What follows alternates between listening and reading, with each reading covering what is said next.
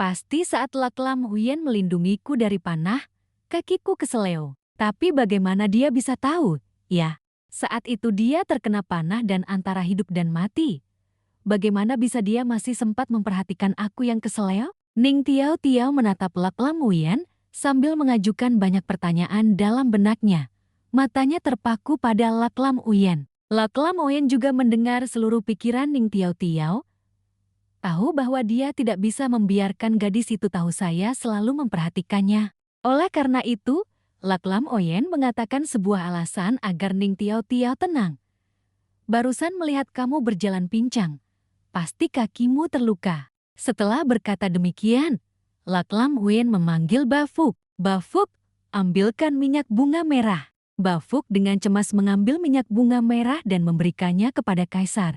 Juga khawatir tidak tahu bagian mana dari Kaisar yang terluka sehingga perlu menggunakan minyak bunga merah. Namun Kaisar tidak menggunakannya untuk dirinya sendiri, melainkan menuangkan minyak ke tangannya lalu mengoleskannya ke kaki Ning Tiao Tiao. Jika terluka harus diobati. Jika nanti kamu jatuh orang lumpuh, saya akan mengirimmu ke istana dingin. Melihat tindakan Lak Lam Huyen ditambah aroma minyak bunga merah, Ning Tiao Tiao tertegun berpikir, aroma minyak bunga merah ini menyengat sekali.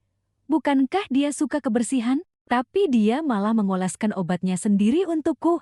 Sementara itu, Kasim Bafuk dengan cemas mengingatkan Kaisar. Minyak bunga merah ini dapat melancarkan peredaran darah dan menghilangkan stasis. Khawatir akan melukai pangeran di dalam perut Ning Daing. Lak Lam Huyen mendengar itu. Langsung melotot ke arah Kasim Bafuk. Apakah hal seperti ini masih perlu kamu ingatkan pada saya? Hamba tua ini mohon segera undur diri. Kasim Bafuk yang dimarahi Lak Lam Huyen sampai gemetar. Baik, hamba tua ini mohon segera undur diri. Kasim Bafuk sambil pergi, berpikir dalam hati. Sepertinya di mata Kaisar, kaki Ning Daing lebih penting daripada pangeran. Jika Ibu Suri tahu, pasti akan sangat marah. Mati! Setelah Lak Lam Huyen mengoleskan obat, dia menyerahkan botol obat kepada Ning Tiao Tiao dan berpesan, 3 kali sehari, jangan lupa. Ning Tiao Tiao menerima botol obat itu dan berkata, terima kasih banyak, Kaisar. Hanya saja hamba sedang mengandung janin kekaisaran.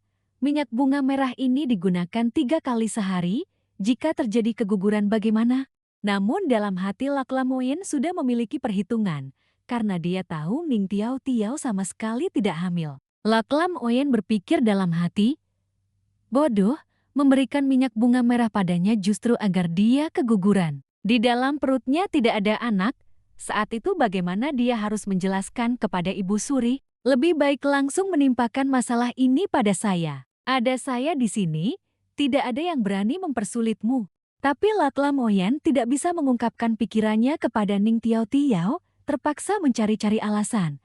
Saya suruh kamu pakai ya, kamu pakai saja. Anak bisa lahir lagi, tapi kakimu hanya ada 1, luka tidak bisa ditunda. Ning Tiao Tiao mendengar Lak Lam Huyen berkata begitu, langsung terharu, kedua pipinya merona, matanya berkaca-kaca menatap Lak Lam Huyen dan berpikir dalam hati. Kenapa dia tiba-tiba perhatian sekali padaku? Sebelumnya hanya ayahku yang begitu baik padaku. Tapi besok ayahnya harus pergi, tidak tahu kapan bisa bertemu Lak Lam Huyen lagi. Memikirkan ini, wajah Ning Tiao Tiao kembali menunjukkan rat sedih, matanya menjadi muram. Lak Lam Huyen juga mengetahui isi hati Ning Tiao Tiao, lalu dengan ramah berkata, saya ingin beristirahat, kamu cepat pergi. Dia sengaja ingin Ning Tiao Tiao memiliki lebih banyak waktu bersama ayahnya, karena besok ayah Ning Tiao Tiao harus pergi. Ning Tiao Tiao terkejut mendengar Kaisar mengusirnya. Baik, hamba mohon pamit undur diri. Ning Tiao Tiao keluar, berjalan terpincang-pincang karena kakinya masih sakit. Ning Tiao Tiao berpikir dalam hati, Lak Lam Huyen pasti tidak akan mencariku. Sisa waktu hari ini bisa kuhabiskan bersama ayah. Tepat saat itu, Ning Tiao Tiao tidak sengaja menabrak seorang wanita, kepalanya terbentur kepala wanita itu dengan sangat sakit. Namun dia tidak menyalahkan lawan, bahkan meminta maaf. Maaf, meskipun saat itu Ning Tiao Tiao juga sangat sakit. Wanita yang ditabrak Ning Tiao Tiao itu adalah Selirli. Jelas-jelas dia juga menabrak Ning Tiao Tiao hingga melukainya, namun dia malah menyalahkan Ning Tiao Tiao sepenuhnya. Kamu menabrak saya? Apa kamu pikir dengan mengatakan maaf masalah ini selesai? Ning Tiao Tiao mengangkat kepala menatap Selirli, tahu bahwa wanita itu sedang mencari masalah. Lalu dia melipat tangan dan berkata, Kaisar masih antara hidup dan mati, Selirli malah punya selera menikmati bunga plum. Namun Selirli malah mengarang alasan yang sangat tidak masuk akal. Apa yang kamu tahu? Saya sedang memetik bunga plum untuk memohon berkah bagi Kaisar. Ning Tiao Tiao mendengar memetik bunga plum memohon berkah hanya tertawa dingin. My plum dan MC jamur memiliki bunyi yang mirip.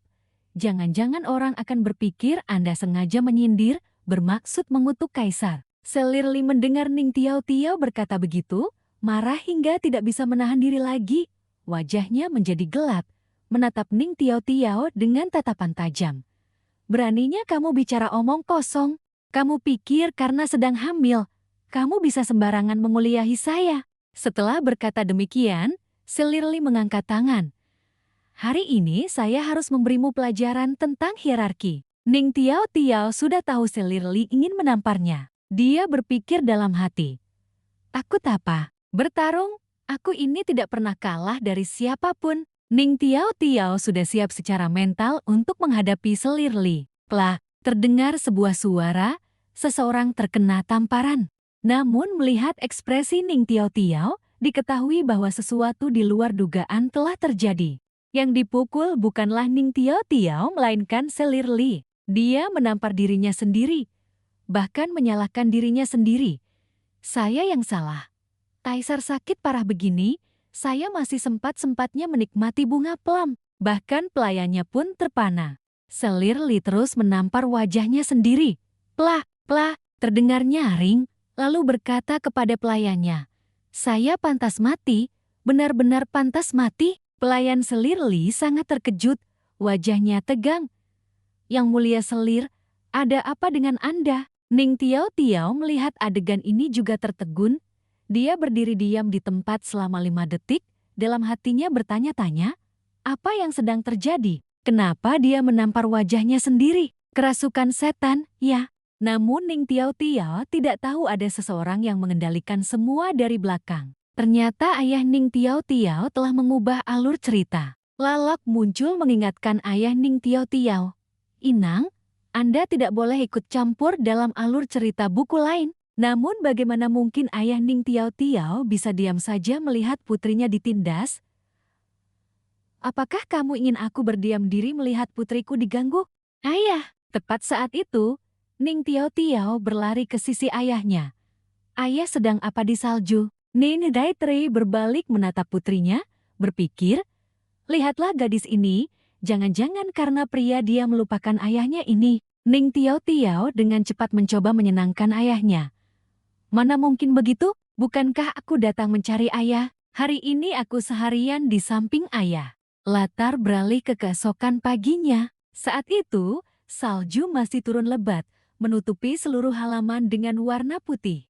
Hari ini sudah hari ketiga, adalah hari ayah Ning Tiao Tiao harus kembali ke dunia modern. Ning Tiao Tiao tidak rela berpisah dari ayahnya. Kedua ayah dan anak itu berat hati berpisah, berpelukan erat. Ning Daitri dengan lembut mengelus kepala putrinya.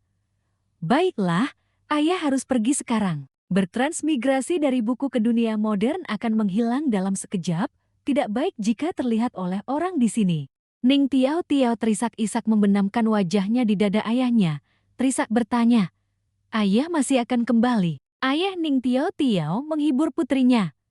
Tentu saja, lain kali mungkin ayah bisa membawa ibumu juga. Meskipun lah kecil mulutnya agak pedas, tapi intinya dia memilikimu di hatinya. Jika kamu suka, kejar saja dengan berani. Pria yang penurut beri dia apel, kalau tidak penurut ya putus saja. Orang berikutnya akan lebih patuh. Ning Tiao Tiao menangis hingga tidak rela berpisah dari ayahnya.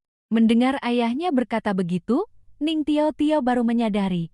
Jadi selama ini ibu juga memperlakukan ayah seperti itu? Oh, ayah Ning Tiao Tiao terbatuk 2 kali, menyembunyikan rasa malunya. Sudahlah, jangan menangis lagi. Jika ada yang perlu, lemparkan saja kertas ke dalam ruang. Kamu di sini harus berhati-hati. Ning Tiao Tiao berlinang air mata. Lui tidak rela membiarkan ayahnya pergi namun tetap harus menerima kenyataan. Dia dengan patuh membiarkan ayahnya sendiri kembali ke dunia modern. Air mata jatuh, bersamaan dengan itu ayahnya pun menghilang dalam sekejap mata. Baru saja kedua ayah dan anak itu masih berpelukan. Dalam sekejap mata ayahnya sudah tidak terlihat lagi. Dalam sekejap mata, hanya tersisa Ning Tiao Tiao sendiri yang berdiri di sana. Dia bergumam, "Ayah dan ibuku pasti akan. Lak Lam Uyen akan segera menyelesaikan misi." Kembali ke rumah, latar beralih. Kasim Bafuk sedang memberikan obat kepada Lak Lam Uyen. Obat ini masih berupa obat barat modern. Kasim Bafuk yang melihat obat ini juga sangat curiga. Pil obat dari tabib agung barat ini terlihat sangat aneh. Lak Lam Uyen mengambil pil obat itu dan menelannya. Lalu bertanya kepada Kasim Bafuk, "Selama saya pingsan di istana, apa yang terjadi?" Kasim Bafuk tergagap menjawab, "Hal ini akan panjang lebar jika diceritakan." Lak Lam Uyen tentu saja sangat ingin mendengar cerita ini.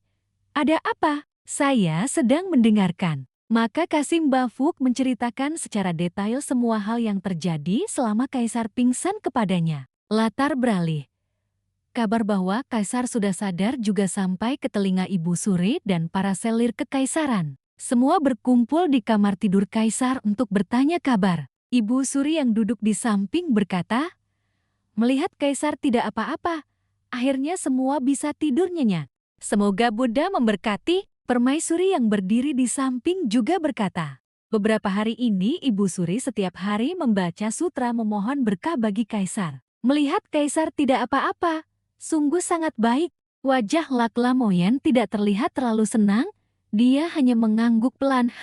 Saat itu, Kasim Bafuk membawa obat untuk Kaisar. Tabib istana mengatakan obat ini paling efektif jika diminum hangat. Lak Lam Uyen melirik mangkuk obat, lalu memerintahkan Ning Daing, "Kemarilah, suapi saya obat."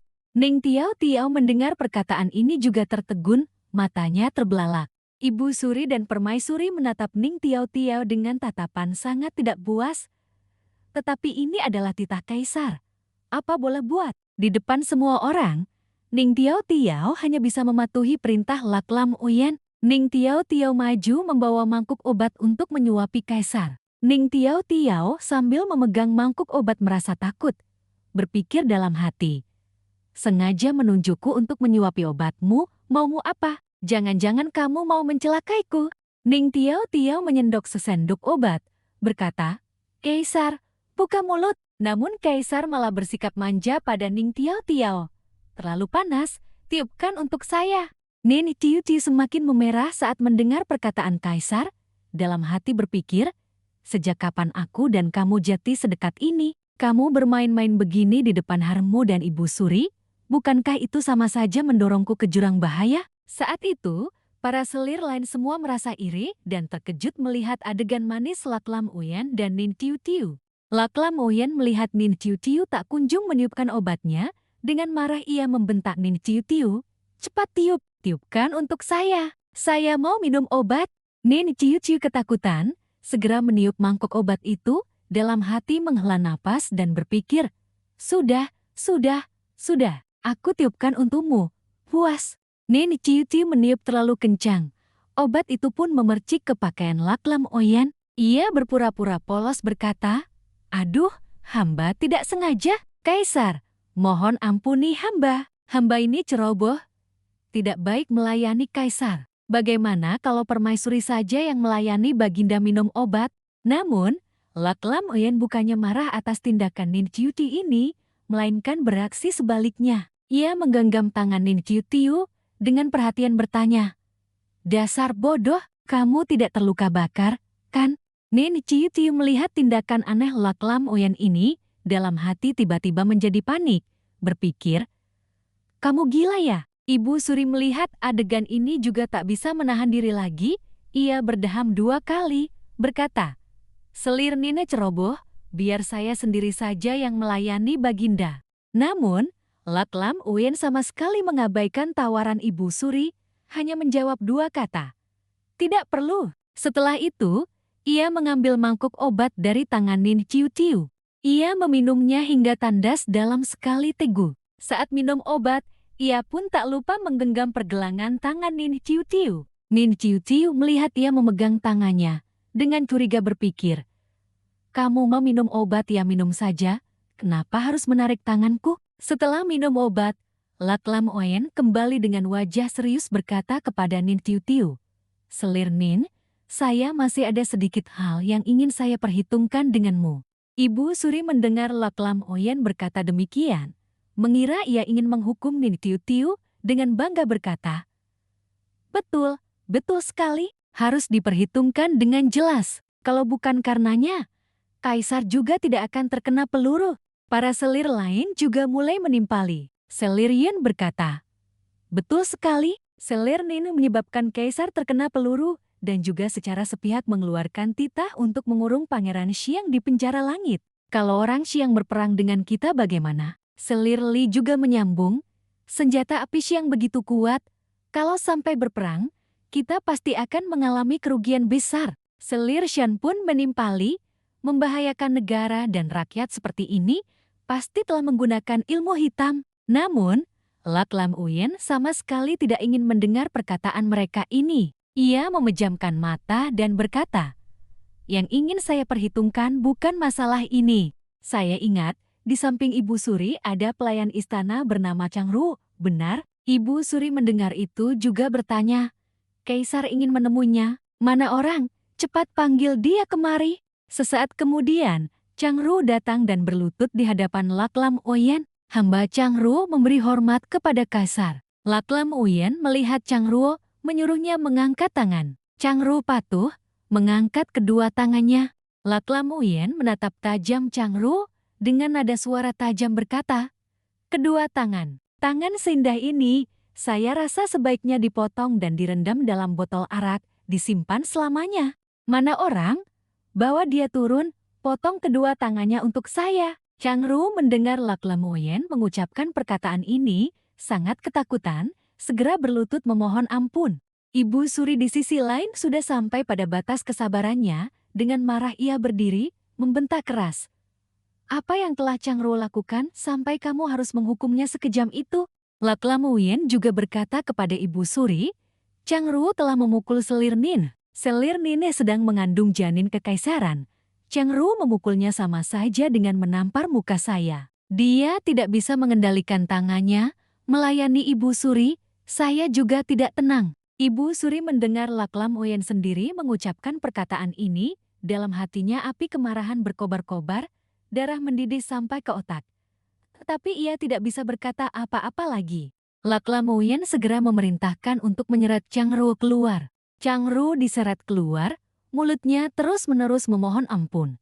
"Kaisar, ampuni hamba. Ibu Suri, selamatkan hamba." Para selir lain melihat adegan ini juga ketakutan hingga pucat pasi, berkeringat dingin, tidak berani mengucapkan sepatah kata pun. Lak Lam Oyen kembali melanjutkan perkataannya.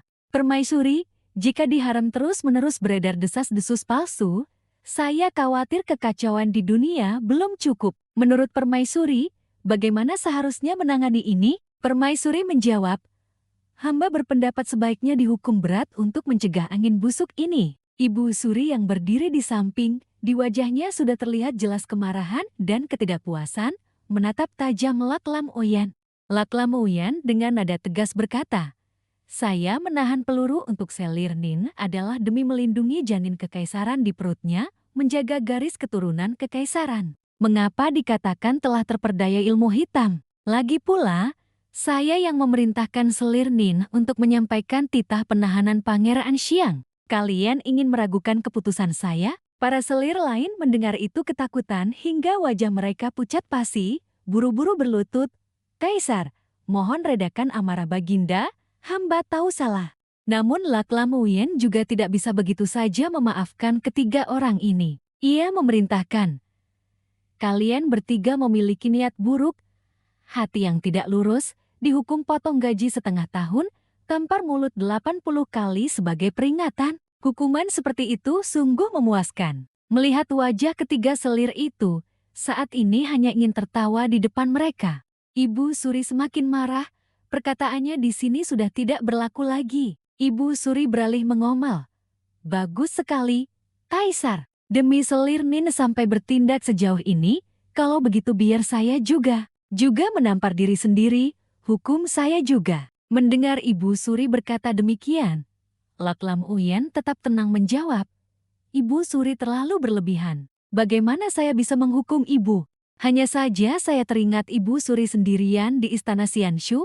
Sejak saya naik tahta sampai sekarang belum ada yang merenovasinya. Saya memutuskan untuk merenovasi Istana Xianshu. Selama waktu ini, mohon Ibu Suri berpindah sementara ke Istana Hekang, tinggal sementara bersama para selir mendiang Kaisar. Ibu Suri semakin mendengar semakin tidak percaya bahwa ini adalah kenyataan. Aura wibawanya seketika sirna, perkataannya di depan Lak Lam Uyen sudah tidak memiliki bobot. Dari mulut putranya sendiri mengucapkan perkataan ini, Ibu Suri menjadi marah. Kaisar, kamu ingin saya tinggal satu istana dengan selir-selir mendiang Kaisar. Hanya karena seorang selir peringkat rendah kamu benar-benar ingin berseteru dengan saya sampai sejauh ini. Mendengar Ibu Suri merendahkan Nin Qiutiu seperti itu, Lak Lam Uyen segera berdiri, dengan tegas berkata, saya lupa memberitahumu. Sekarang, dia bukan lagi selir tingkat rendah. Selir Nina berjasa menyelamatkan saya. Mulai hari ini, istimewakan untuk dinaikkan pangkat menjadi selir bangsawan dengan gelar HA. Nin Qiutiu mendengar perkataan ini ditambah dengan apa yang baru saja terjadi, sama sekali tidak bisa mempercayai kenyataan di hadapannya. Dalam benaknya ia terus bertanya, aku naik pangkat. Kasim Tamfuk yang berdiri di samping mendengar itu juga menyadari, dari selir tingkat rendah langsung naik menjadi selir bangsawan. Kenaikan pangkat seperti itu sungguh belum pernah terjadi. Apalagi, huruf H ini juga bukan sembarang selir biasa yang bisa mendapatkannya. Sungguh dimanja secara berlebihan. Ibu Suri semakin marah, hampir pingsan. Saya telah mengatur harem selama 7 tahun, belum pernah melihat hal sebodoh dan tidak masuk akal seperti ini. Seorang pelayan istana bagaimana bisa menduduki posisi kepala istana? Namun, sikap Lak Lam Uyen sangat tegas. Selama saya senang, itu cukup. Jika Ibu Suri merasa selir bangsawan belum pantas, saya bisa segera menganugerahkan gelar permaisuri kepada selir bangsawan HA. Nin Qiutiu yang berdiri di samping juga merasa sangat malu. Dalam hatinya ia berpikir, kamu senang, tapi aku tidak senang. Permaisuri menatap Nin Qiutiu dan Lak Lam Uyen dengan tatapan bingung. Dalam hatinya ia berpikir, sebenarnya trik apa yang digunakan Nin Qiutiu sehingga Lak Lam Uyen yang awalnya tidak mendekati wanita kini berubah menjadi kaisar yang tergila-gila seperti ini? Saat itu, Ibu Suri marah sampai wajahnya berubah, terlihat beberapa tahun lebih tua. Kaisar, kamu bahkan tidak peduli lagi dengan leluhur dan peraturan. Lak Lam Uyen hanya perlu mengucapkan satu kalimat. Ibu Suri akan semakin marah. Kaisar suci leluhur bisa menetapkan peraturan. Saya juga bisa menghapus peraturan. Nin Qiutiu saat ini tidak tahu harus berbuat apa, hanya bisa berdiri diam mengamati situasi. Dalam hatinya ia berpikir, kamu harus menjadikanku tameng.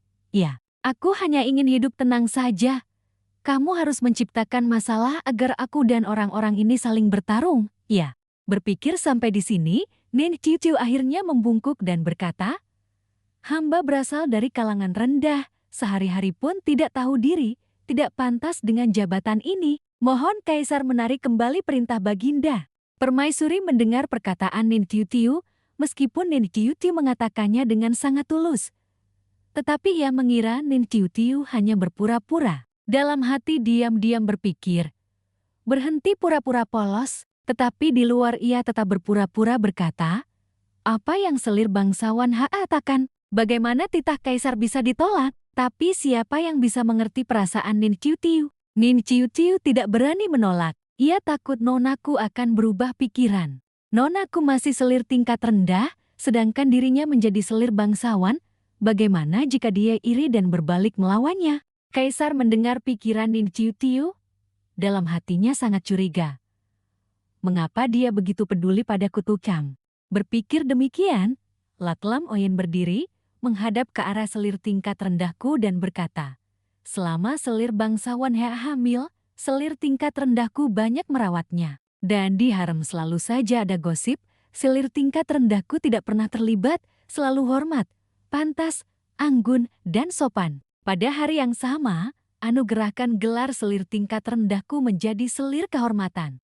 Lam Uyen memang seorang pria yang teliti, perhatian, tipe yang dibutuhkan setiap gadis. Hahaha, dia merasa dirinya tidak melakukan apa-apa tapi juga naik pangkat menjadi selir kehormatan. Sungguh sangat terkejut. Sedangkan Nin Tiu Tiu, ketika mendengar keputusan Lam Uyen ini, tersenyum tipis, menghela napas lega, dalam hati berpikir, Lam Uyen, kamu sungguh tahu cara bergaul.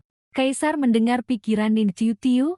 Dalam hatinya mulai merasa senang, sudut bibirnya tidak bisa menahan senyum. Teringat cerita Kasim Tamfuk bahwa saat Nin Tiu Tiu mendapat masalah, Kutu Cham adalah satu-satunya yang maju membela dirinya. Saya tidak bisa selalu berada di sampingnya, ada dia di samping Nin Tiu Tiu, saya juga tenang. Saat ini, Nin Tiu Tiu mengingatkan kakakku, jangan. Kutu Cham dan Nin Tiu Tiu bersama-sama menunduk berterima kasih. Ibu Suri melihat itu sampai kesal setengah mati. Hal yang paling ia benci adalah dua orang di harem dianugerahi gelar pada hari yang sama. Ibu Suri sangat marah hingga pingsan. Permaisuri yang berdiri di belakang buru-buru menopang Ibu Suri. Para selir lain juga cemas, berlari menghampiri untuk bertanya kabar Ibu Suri. Namun, Kaisar sama sekali tidak peduli, dengan dingin berkata, "Bawa Ibu Suri kembali, panggil tabib istana untuk merawatnya." Ah, benar. Mulai hari ini, perintahkan orang untuk merenovasi istana Xianshu, ingat untuk memindahkan Ibu Suri ke istana Hekang.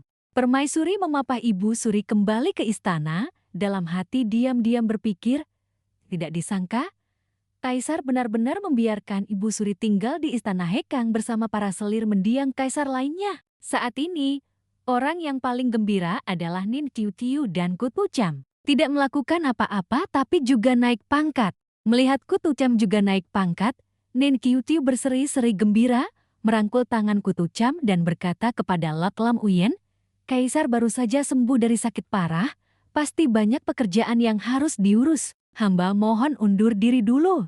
Namun, Lam Uyen mana rela membiarkan Nin Tiu Tiu pergi. Selir bangsawan, saya sungguh ada urusan negara yang ingin saya diskusikan denganmu. Kutu Cham mendengar itu juga sangat mengerti, memahami maksudnya, ia pun undur diri lebih dulu. Ia melambaikan tangan pamit kepada Nin Tiu Tiu. Sampai nanti. Nin Tiu Tiu yang ditinggalkan sendirian merasa sangat malu, tidak tahu mengapa hanya dirinya yang ditahan. Setelah Kutu Cham pergi, Lam Uyen mendekati Nin Tiu Tiu. Saya menganugerahkan gelar selir bangsawan kepadamu, bukankah kamu seharusnya membalas budi saya dengan baik? Nin Tiu Tiu menggaruk kepala dengan bingung. Kaisar ingin hamba membalas budi dengan cara bagaimana? Saat ini, Lam Uyen menatap Nin Tiu Tiu dengan tatapan licik. Sekilas saja sudah tahu ia tidak memiliki niat baik. Tentu saja itu adalah hal yang seharusnya kamu lakukan. Hati Nin Tiu Tiu menjadi gelap. Mendengar perkataan Kaisar, ditambah dengan ekspresi licik tadi, dalam benak Nin Tiu Tiu muncul semua gambaran gelap. Ia segera secara refleks memeluk dirinya. Kaisar, itu tidak pantas. Nin Tiu Tiu bingung. Dalam hati berpikir, mengapa dia menatapku seperti itu? Aku, Nin Tiu Tiu, bukan orang sembarangan. Lam Uyen melihat itu semakin memanfaatkan keadaan. Maju dan meletakkan tangannya di bahu Nin Tiu Tiu. Apa yang tidak pantas? Saya rasa sangat pantas. Nin Tiu Tiu malu hingga wajahnya memerah, dalam benaknya hanya ada pikiran-pikiran kacau itu. Kaisar, namun, belum sempat beraksi, Lam Uyen sudah memotong perkataan Nin Tiu Tiu, mengambil buku dan memukul kepalanya. Baca laporan. Saat ini, Nin Tiu Tiu baru tersadar. Apa yang aku harapkan tadi? Nin Tiu Tiu mengambil buku itu, tetapi sama sekali tidak ingin membaca laporan. Maka Nin Tiu Tiu pun mencari alasan. Hamba sekarang adalah selir kekaisaran. Jika hamba membaca laporan, bukankah itu berarti selir ikut campur dalam urusan negara? Jika istri-istri baginda yang lain tahu, itu tidak baik. Nin Tiu Tiu menggunakan bahasa modern sehingga Lam Uyen tidak mengerti apa itu istri. Lam Uyen menoleh dan bertanya kepada Nin Tiu Tiu. Saat ini, ia pun panik. Gawat, Gawat, Lam Uyen terucap begitu saja dan menolaknya dengan sopan pun tidak apa-apa. Bukan hal yang baik. Tiba-tiba, saat itu, Lam Uyen mendekat dari belakang Nin Tiu Tiu, meletakkan tangannya di bahunya. Saya menahan peluru untukmu sehingga baru sembuh dari sakit parah. Kamu masih ingin saya bersusah payah seperti itu? Membaca laporan sendiri? Sambil berkata. Tubuh Lam Uyen semakin merapat ke punggung Nin Tiu Tiu. Hal ini membuat Nin Tiu Tiu malu hingga wajahnya merah padam, kedua matanya terbelalak kaget. Berpikir dalam hati, ada apa yang tidak bisa dilihat? Mataku tidak terluka kok. Lam Uyen semakin mendekat, menempelkan wajahnya ke bahu Tiu Tiu, berkata dengan senyum licik, sekarang bahu saya masih agak sakit nih. Tiu Tiu benar-benar pasrah dengan taktik pria tampan ini. Baca, baca, baca, hamba akan baca. Maka Tiu Tiu pun duduk dan membacakan laporan untuk Lam Uyen, mulai dari Menteri Peperangan yang mengatakan bangsa barbar barat berniat memprovokasi, 2 kali dalam 3 hari mengirim utusan, menuntut kita membebaskan Pangeran Barat, jika tidak mereka akan menyatakan perang terhadap kita. Sampai sini, Tiu Tiu kembali melamun, berpikir, dalam novel aslinya tidak ada plot tentang Barat. Pistol Barat bisa menembak jauh, entah dinasti ini bisa mengatasinya atau tidak. Lam Uyen juga mendengar pikiran Tiu Tiu. Terkejut, dia berpikir, ternyata ada juga hal yang tidak diketahuinya. Meskipun saya tidak tahu tentang Barat, tapi sepertinya dia tidak asing dengan senjata api, mungkin dia tahu cara membuatnya. Memikirkan hal ini, Lam Uyen tiba-tiba menawarkan kepada Tiu Tiu. Cetakan senjata api Barat selalu menjadi rahasia mereka. Para pengrajin juga pernah mencoba membongkar senjata api untuk meneliti cara pembuatannya, tetapi yang berhasil dibuat hanya seadanya saja. Mendengar itu, Tiu Tiu langsung sadar. Cetakan senjata api?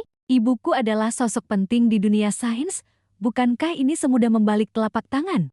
Memikirkan hal ini, suasana hati Tiu Tiu menjadi sangat ceria. Ia berkata kepada Lam Uyen, Kaisar, bisakah hamba melihat satu senjata api? Lam Uyen bertanya dengan nada menggoda kepada Tiu Tiu.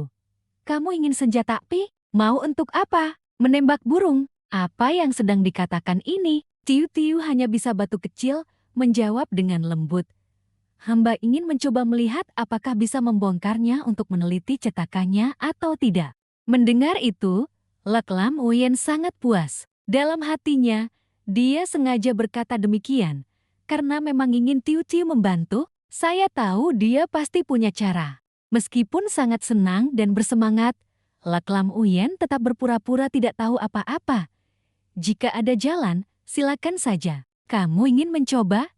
Silakan coba. Tiu Tiu gembira, berpikir dalam hati, aku yakin pasti bisa menyelesaikan misi ini. Tenang saja, serahkan padaku. Beralih ke malam hari. Saat itu salju turun lebat, menutupi atap teras dengan putih. Dalam sistem, Tiu Te telah kembali. Ia berkata dengan gembira kepada Tiu Tiu, Inang, aku sudah kembali. Apa kamu merindukanku? Tiu Tiu bertanya. Tiu Te, kamu sudah sembuh? Aku sudah sembuh. Terima kasih, Inang, sudah memberiku libur. Selama ini sudah menyusahkan Inang. Untuk membalas budi Inang, aku secara khusus telah menyiapkan misi poin penghancuran ganda untuk Inang. Selesaikan misi ini, poin penghancuran bisa berlipat ganda. Mendengar kata-kata ini, Tiu Tiu sangat gembira dan antusias, karena semakin tinggi nilai misi yang diselesaikan, semakin cepat ia bisa kembali. Tiu Tiu bertanya dengan tidak sabar kepada Tiu Te, misi apa ini? Cepat katakan. Namun, misi yang diberikan Tiu Te membuat Tiu Tiu pasrah. Buat Kaisar Tiran melakukan split sambil menyanyikan lagu menaklukkan. Misi selesai, poin penghancuran bertambah 3%, digandakan menjadi 6%. Misi gagal, nilai nyawa Inang berkurang 20%. Setelah mendengar itu, Tiu Tiu berkata dengan marah kepada Tiu Te, misi semacam ini lagi. Beginikah caramu membalas budiku? Jelas-jelas ingin aku mati mengenaskan. Saat itu, Tiu Te menambahkan satu kalimat peringatan ramah. Inang Tiu Tiu tidak boleh menggunakan panduan. Ya, semangat, Inang. Sungguh, membalas kebaikan dengan kejahatan. Semakin Tiu Tiu mendengar, Semakin ia merasa tidak berdaya. Tidak boleh pakai panduan lagi. Lalu aku harus bagaimana sekarang? Tiu-Tiu memutar otaknya. Akhirnya dia menemukan sebuah cara. Betul, aku bisa menggunakan cetakan senjata api untuk bertukar, agar dia melakukan split. Setelah itu, aku berikan cetakannya padanya. Setelah berpikir, Tiu-Tiu buru-buru mencari keranjang. Ini adalah pisau cukur ajaib yang diberikan ayahnya. Masukkan kata sandi 31.415.926. Setelah memasukkan kata sandi, Tiu-Tiu langsung menghilang. Dia masuk ke ruang dimensi yang telah diciptakan orang tuanya untuknya. Di atas kertas tertulis beberapa kata. Cetakan senjata api. Lalu ia memasukkannya ke kotak surat. Kotak surat itu, setelah menerima isian, langsung mengeluarkan segepok kertas. Di atasnya adalah cetakan senjata api yang Tiu-Tiu butuhkan. Tiu-Tiu melihat cetakan yang tampak hidup di hadapannya, lalu tersenyum puas. Kali ini bisa pakai ini untuk bertukar dengan Laklam Oyen.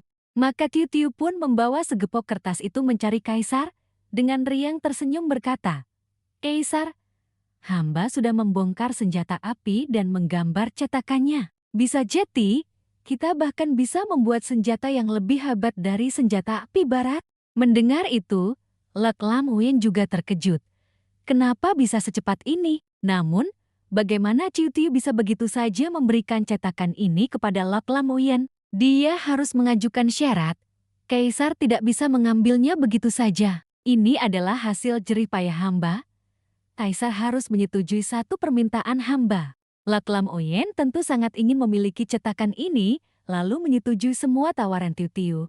Selama saya bisa melakukannya, saya pasti akan menuruti, tidak akan menarik kembali perkataan. Wajah Tiu-Tiu mulai terlihat licik.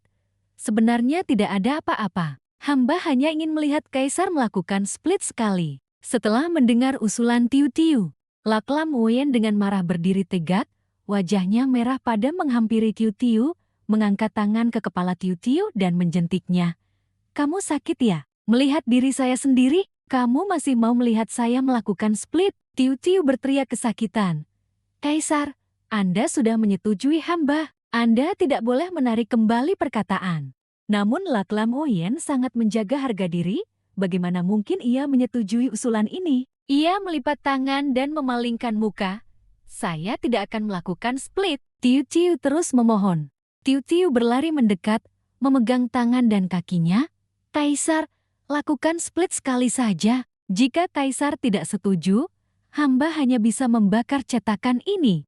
Laklam Oyen melihat tingkah Tiu-Tiu yang menggemaskan ini, penampilannya saat memohon juga sungguh terlalu menggemaskan. Hal ini membuat Laklam Oyen goyah. Matanya beralih dari marah menjadi lembut, kedua pipinya juga merona. "Saya bisa menyetujuimu, tapi syarat utamanya adalah cetakanmu benar-benar bisa digunakan untuk membuat senjata api. Jika kamu berani menipu saya punya cara untuk mengurusmu." Tiu-Tiu sangat yakin dengan cetakannya, ia tentu saja sangat senang. "Baik," kata-kata seorang pria sejati tidak bisa ditarik kembali. Kaisar menyadari perkataannya, dalam hatinya masih berpikir, kenapa saya menyetujui dia? Beralih ke pagi keesokan harinya. Para selir Yun dan selir lainnya datang ke istana permaisuri untuk memberi hormat. Semuanya berkata serempak, "Hamba memberi hormat." Permaisuri saat ini melihat wajah ketiga orang, selir Yun, selir Li, dan selir Shen. Semuanya bengkak dan merah karena kemarin dipukul 80 tamparan. Terlihat menyedihkan juga, tapi sudahlah, biarin, haha. Tiu-Tiu melihat wajah ketiga orang itu, dalam benaknya terlintas sebuah pikiran. Ketiga orang ini karena mulutnya usil, wajahnya jati bengkak seperti kepala babi semua ya. Selir Shen itu masih menatap Tiu-Tiu dengan mata penuh kebencian. Dalam hatinya dipenuhi dendam dan rasa benci terhadap Tiu-Tiu. Di pihak permaisuri, pelayan istananya berlari untuk melapor, "Permaisuri, Ibu Suri di istana Hekang tidak senang, tidak mau makan. Mohon Anda segera ke sana untuk melihat." Permaisuri mendengar berita ini juga khawatir. "Saya akan segera pergi, hari ini bubar dulu saja." Dalam perjalanan pulang, Kiki berjalan di samping Tiu-Tiu, mengobrol. "Nona, Orang dari istana Cao yang tadi menyampaikan pesan bahwa Kaisar ingin Anda segera ke sana. Tiu Tiu berpikir, jangan-jangan senjata apinya sudah selesai. Maka ia segera berlari ke kamar Kaisar. Kaisar mencari hamba. Ada urusan apa? Saat ini, di tangan Lak Lam Uyen sedang memegang sebuah pistol. Berdasarkan cetakan yang diberikannya, para pengrajin di bengkel telah berhasil membuat pistol itu. Tiu Tiu melihat pistol ini sangat mirip dengan pistol modern, langsung berseru kaget. Wah, gerakannya cepat sekali ya. Baru sehari sudah selesai. Namun saat ini, Lak Lam Uyen bahkan tidak melirik Tiu Tiu sama sekali. Nadanya tiba-tiba menjadi dingin. Benar, 1 hari sudah selesai. Tiu Tiu mendengar nada itu juga merasa sedikit aneh. Ada apa ya? Kenapa Kaisar Tiran ini terasa aneh sekali? Saat itu, Lak Lam Uyen berbalik, langsung mengarahkan pistol ke Tiu Tiu, berkata dengan serius, Nin Tiu Tiu, saya paling benci dipermainkan orang lain.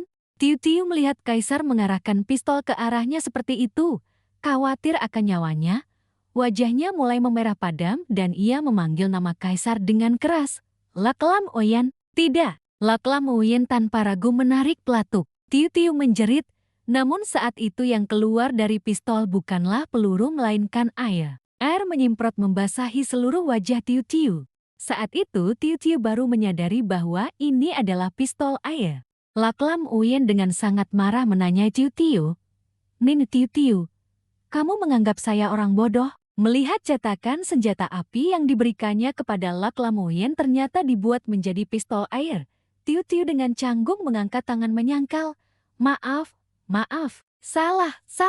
Kaisar, beri hamba 2 hari lagi. Kali ini hamba pasti akan berhasil menelitinya. Lak Lam Uyen melihat wajah Tiu Tiu basah, lalu mengambil sapu tangan untuk menyeka wajahnya. Sambil menyeka ia memarahi, kamu memberikan cetakan pistol air. Kamu menipu saya. Kamu menipu siapa? Tiu Tiu buru-buru berjanji, Anda tenang saja, jika tidak berhasil meneliti, hamba akan melakukan split untuk Anda lihat. Mendengar janji ini, Lak Lam Uyen baru merasa lega untuk sementara mengampuni Tiu Tiu. Tiu Tiu melihat dirinya mendapatkan kesempatan seperti itu, langsung gembira setengah mati dan berterima kasih kepada Kaisar. Beralih ke pagi keesokan harinya. Saat itu, salju sedang turun memenuhi atap teras, menempel pada dahan pohon yang kering. Tiu Tiu kembali mengambil pisau cukur, membaca kata sandi dan masuk ke ruang dimensi yang telah diciptakan ibunya. Dia masuk ke kamar dan mulai menulis surat kepada orang tuanya di dunia modern. Ayah tidak bisa diandalkan sama sekali, pasti salah kirim cetakan. Harus cepat-cepat minta ayah mengirimkan cetakan senjata api yang asli ke sini. Setelah selesai menulis, Tiu Tiu memasukkannya ke saku, lalu menempelkan kertas itu ke kotak surat. Sesaat kemudian, cetakan lain muncul. Tiu Tiu senang mengetahui itu sudah tiba. Tiu Tiu berlari keluar mengambil cetakan ini, di atasnya masih tertempel selembar kertas catatan. Ini adalah kertas yang ditinggalkan ayah, di atas kertas itu tertulis, Ibumu bilang bermain senjata api tidak aman, menyuruhmu bermain pistol air saja. Cetakan kali ini ayah curi dari dokumen rahasia ibu, dijamin tidak akan salah. Ayah, Tiu Tiu membaca pesan ayah juga bernapas lega. Ibu benar-benar nyaris membuatku dibunuh oleh Kaisar Tiran. Tapi kali ini, sepertinya bisa berhasil membuat senjata api. Beralih ke keesokan harinya. Pistol itu memang sudah berhasil dibuat. Lak Lam Uyen menggunakan pistol ini untuk menembak patung orang-orangan dan memang sangat efektif. Tiu Tiu melihat pistol itu berhasil ditembakkan. Dengan gembira memamerkan hasil kerjanya. Lihatlah, Kaisar, hamba sudah bilang kali ini pasti akan berhasil. Lak Lam Uyen memegang pistol itu dan mencobanya. Ia menemukan bahwa daya ledak pistol ini bahkan lebih kuat dari senapan lontak barat. Melihat Tiu Tiu di sampingnya melonjak kegirangan, Lak Lam Uyen meliriknya, dalam hati berpikir, sepertinya saya benar-benar menemukan harta karun. Saat ini Tiu Tiu sangat gembira. Ia dengan antusias berlari ke samping Kaisar dan berkata, Kaisar, senjata apinya sudah selesai, bukankah sudah saatnya menepati janji? Lak Lam Uyen mulai pura-pura bodoh, ia memalingkan muka dan mengalihkan pembicaraan. Janji apa? Kenapa saya tidak ingat? Ya, namun bagaimana Lak Lam Uyen bisa lolos dari genggaman Tiu Tiu? Sayangnya, tidak ada makan siang gratis di dunia ini. Tiu Tiu tidak mau melepaskan Lak Lam Uyen. Ia sudah memegang tangan Lak Lam Uyen dan menariknya. Kaisar, jangan mengelak. Langit punya mata.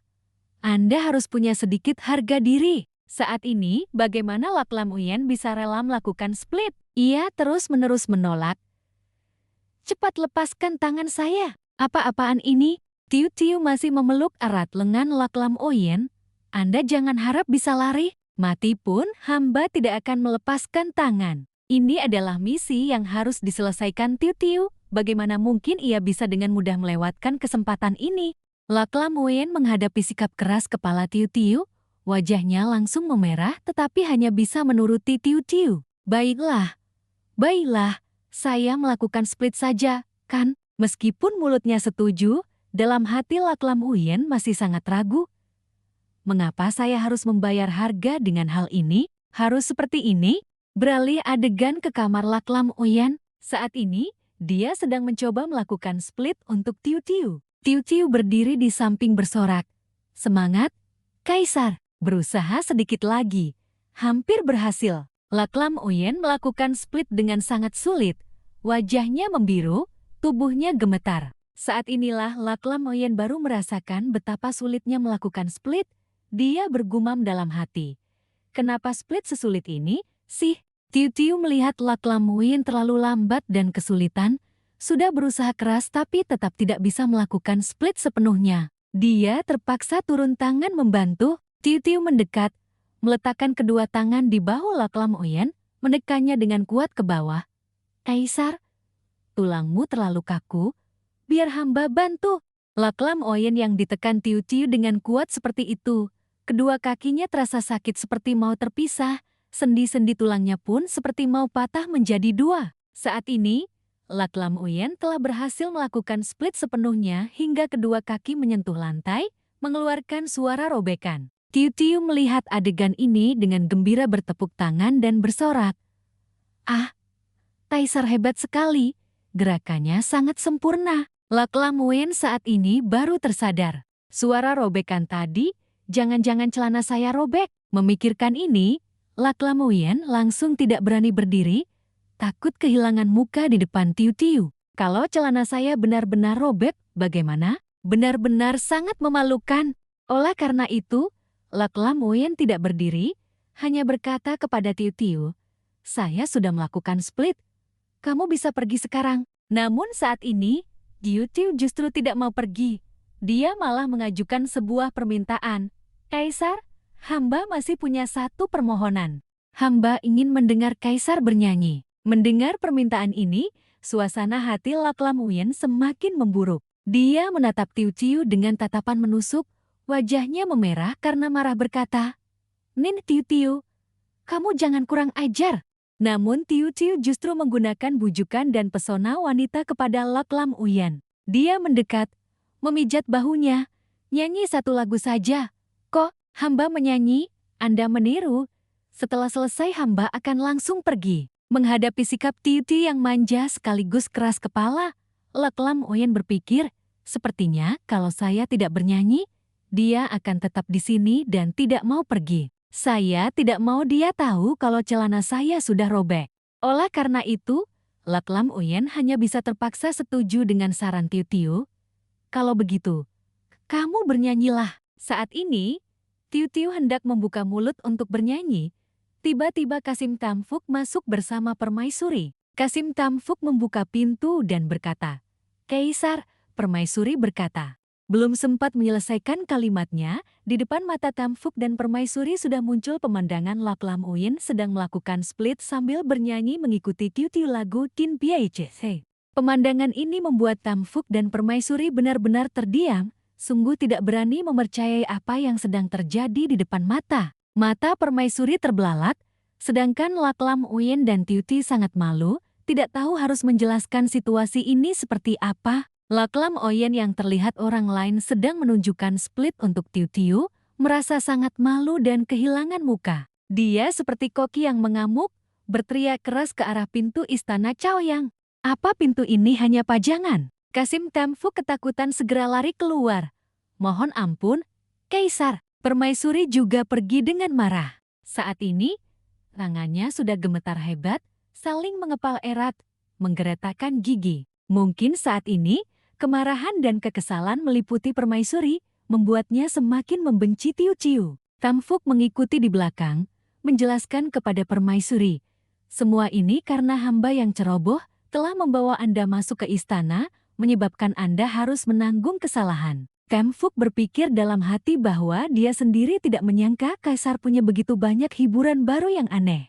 Meskipun permaisuri dalam hati sangat marah sampai ke ubun-ubun, membenci Tiu-Tiu sampai ke tulang sumsum, tetapi di wajahnya ia berusaha menampilkan senyum palsu. Berbalik, dia tersenyum sangat lembut kepada Kasim Tamfuk.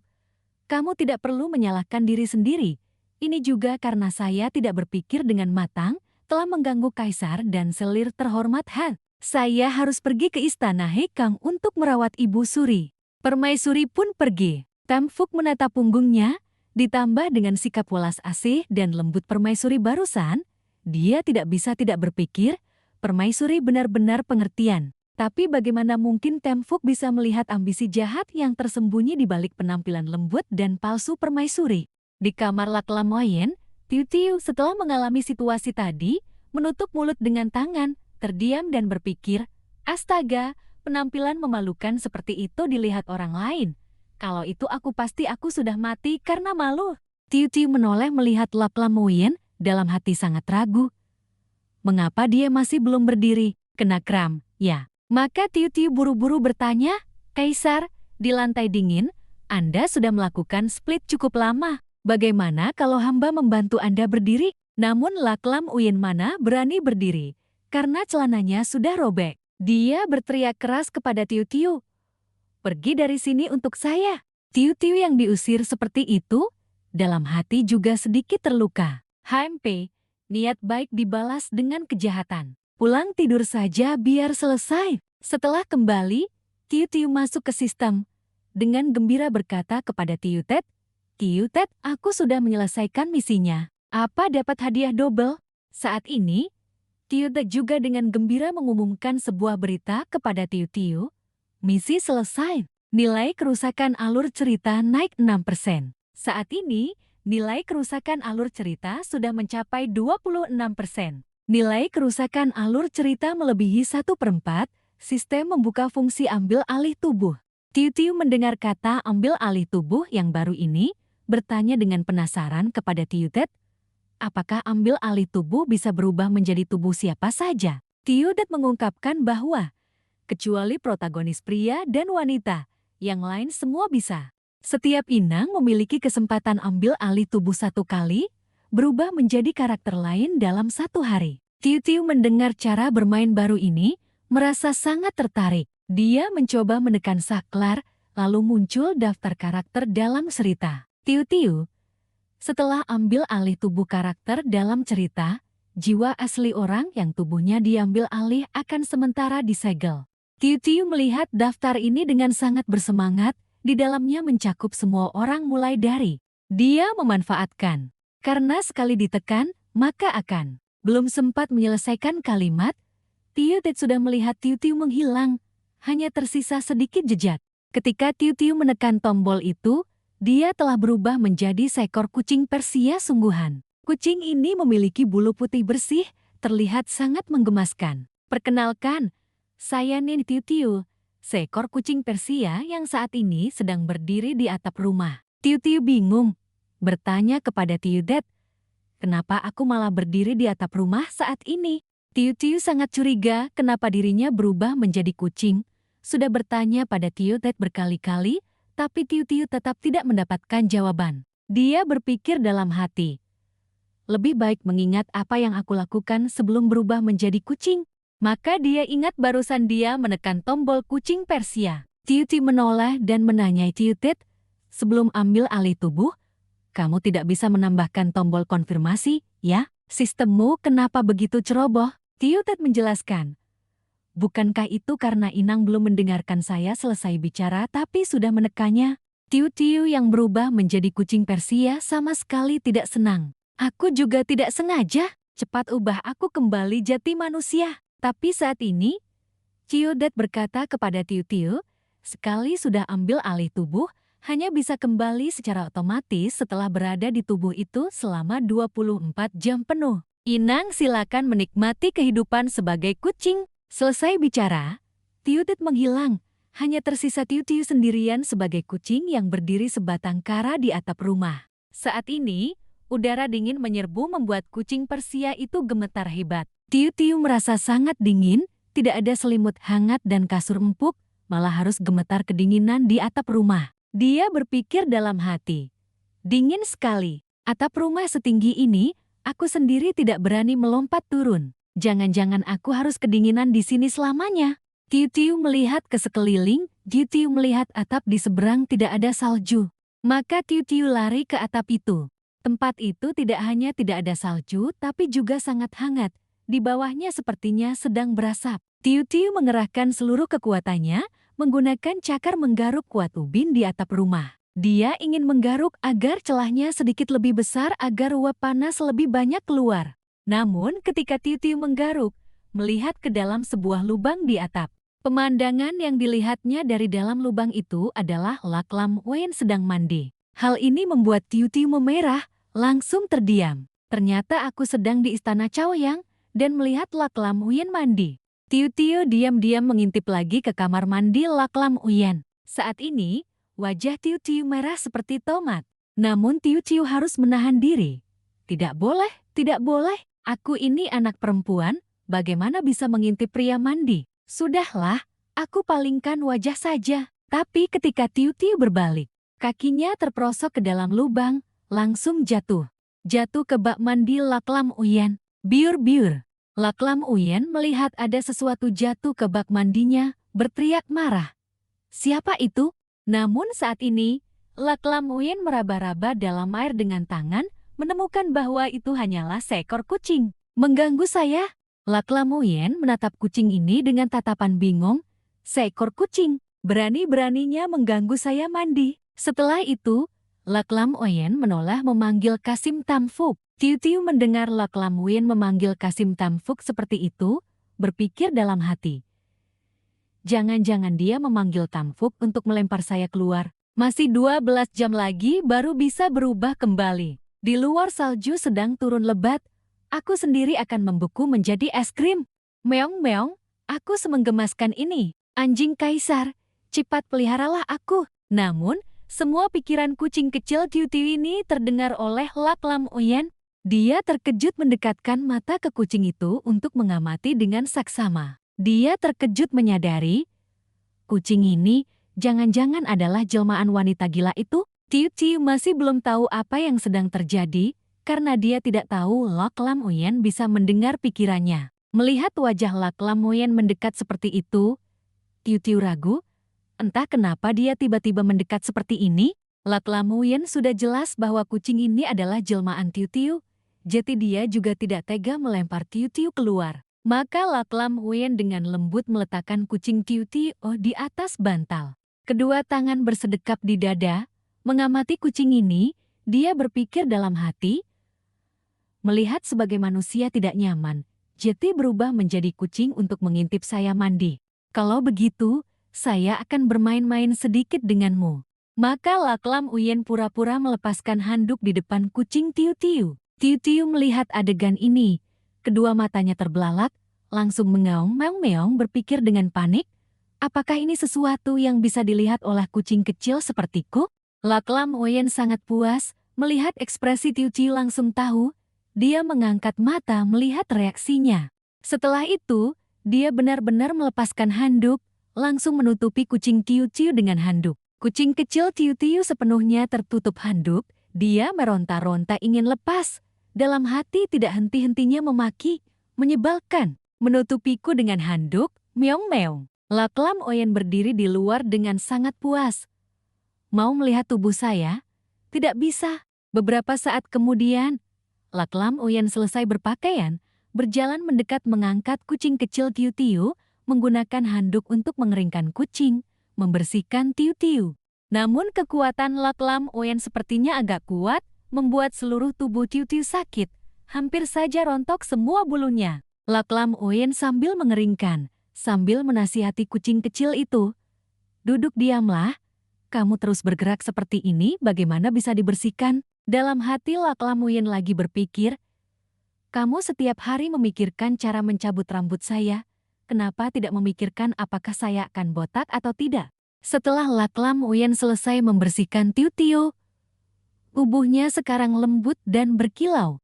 Lak Lam Uyen mengangkat kucing kecil Tiu Tiu, memandangi kucing ini dengan sayang. Berpikir dalam hati, akhirnya sudah bersih juga. Besok malam dia baru bisa berubah kembali. Saya harus memanfaatkan hari ini dengan baik, sedikit mengerjainya. Maka Lak Lam Uyen langsung menempelkan kucing kecil Tiu Tiu ke wajahnya, berkata dengan manja, "Aduh, kucing kecilku, saya paling suka kucing kecilku." Tiu Tiu yang ditempelkan dekat ke wajah oleh Lak Lam Uyen sangat marah tetapi tidak berdaya. Berpikir dalam hati, apa-apaan ini? Menjauhlah dariku, pria menjijikkan ini. Rasakan tinjuku, meong-meong. Setelah itu, Tiu Tiu menggunakan cakar menampar wajah Lak Lam Uyen. Namun terhadap perilaku tidak sopan ini, Lak Lam Uyen tidak hanya tidak marah, malah tersenyum kepada kucing ini. Sifatnya masih galak juga. Apa kamu lapar? Suruh orang menangkap tikus untuk kamu makan. Ya, Tiu Tiu begitu mendengar tikus, tentu saja sangat panik. Aku tidak mau makan tikus. Maka Tiu Tiu langsung meronta-ronta dengan sekuat tenaga, ingin lepas dari pelukan Lak Lam Uyen. Namun Lak Lam Uyen sudah bersiap. Bagaimana bisa membiarkan kucing Tiu Tiu mendapatkan apa yang diinginkannya? Mau lari? Sudah masuk ke kamar tidur saya. Kamu adalah kucing saya. Setelah itu, Lak Lam Uyen melemparkan kucing Tiu Tiu ke tempat tidurnya. Biarkan kucing itu masuk untuk menghangatkan. Tiu Tiu menghangatkan ranjang untuknya. Tentu saja Tiu Tiu tidak akan setuju dengan perintah ini. Wajahnya menunjukkan ekspresi jijik. Hanya mengong-meong-meong-meong beberapa kali. Dia berpikir dalam hati. Kamu menganggapku apa? Aku ini kucing yang serius. Melihat Tiu Tiu masih duduk diam tak bergerak, Lak Lam Uyen mengancam, menghangatkan ranjang atau makan tikus? Kamu pilih salah satu. Kucing biasa tentu saja ingin makan tikus, tapi kucing Tiu Tiu berbeda. Mendengar Kaisar berkata begitu, dia langsung mengerti. Meski tidak mau, dia tetap harus merangkak masuk ke dalam selimut Lak Lam Uyen. Namun dengan tubuh kucing ini, Tiu Tiu sangat sulit bergerak, merangkak setengah hari pun tidak bisa masuk ke sarang hangat ini. Lak Lam Uyen juga sangat memanjakan, membantu Tiu Tiu mengangkat selimutnya.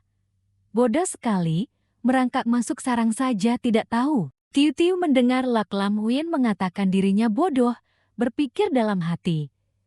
Ini kan pertama kali jati kucing. Setelah Tiu Tiu berbaring nyaman di dalam selimut, Lak Lam Uyen juga naik ke ranjang berbaring di sampingnya, mengangkat selimut agar kepala Tiu Tiu terlihat. Mana kepalamu? Jangan menutupi kepala di dalamnya. Tiu Tiu belum pernah merasa begitu bersemangat, bisa berbaring di dekat Lak Lam Uyen dalam jarak sedekat ini. Tiu Tiu merona.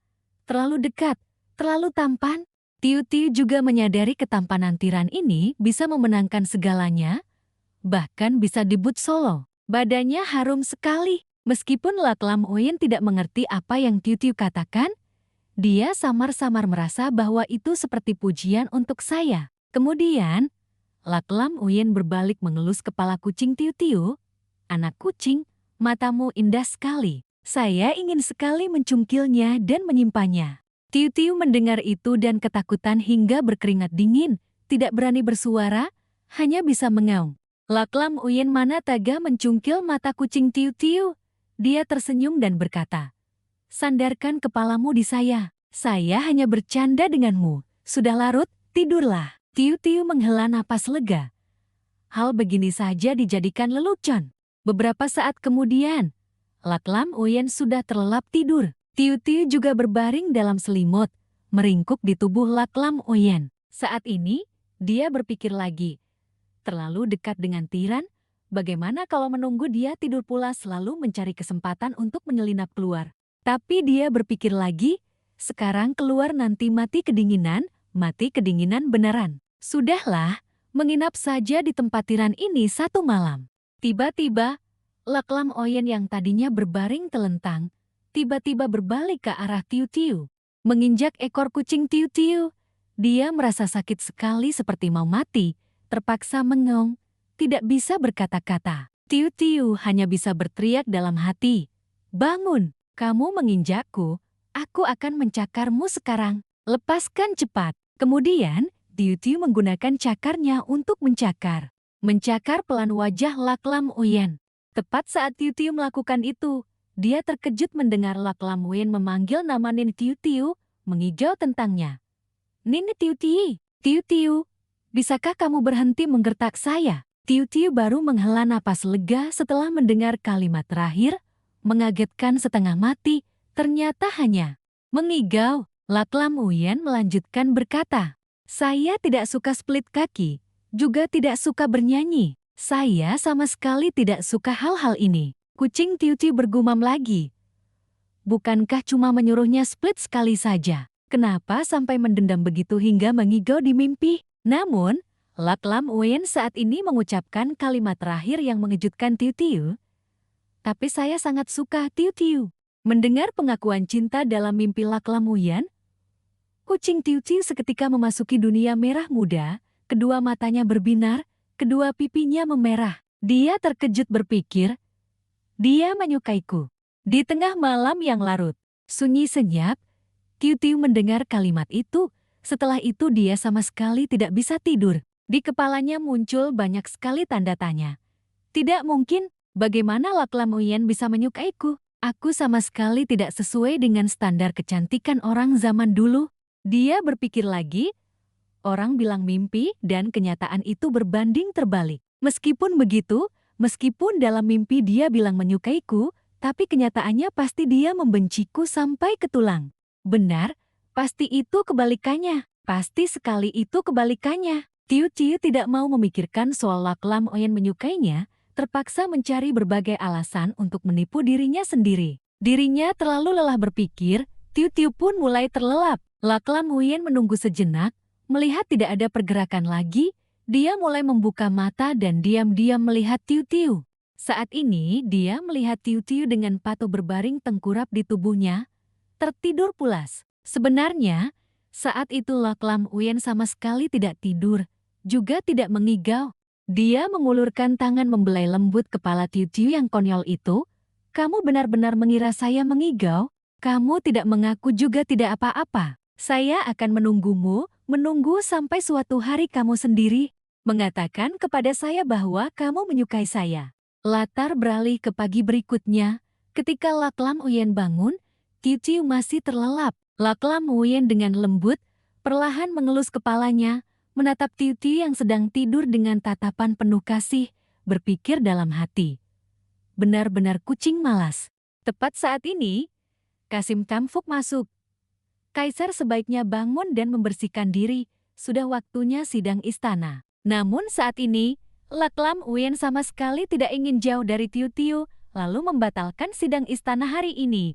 "Saya ingin beristirahat." Kasim Tamfuk merasa aneh dalam hatinya, ini adalah pertama kalinya Kaisar tidak menghadiri sidang istana. Dalam sekejap sudah senja, sepanjang hari ini Laklam Oyen terus menempel pada kucing Tiu Tiu tak terpisahkan. Dia sambil melihat laporan, di sampingnya bersandar di tangannya adalah kucing Tiu Tiu.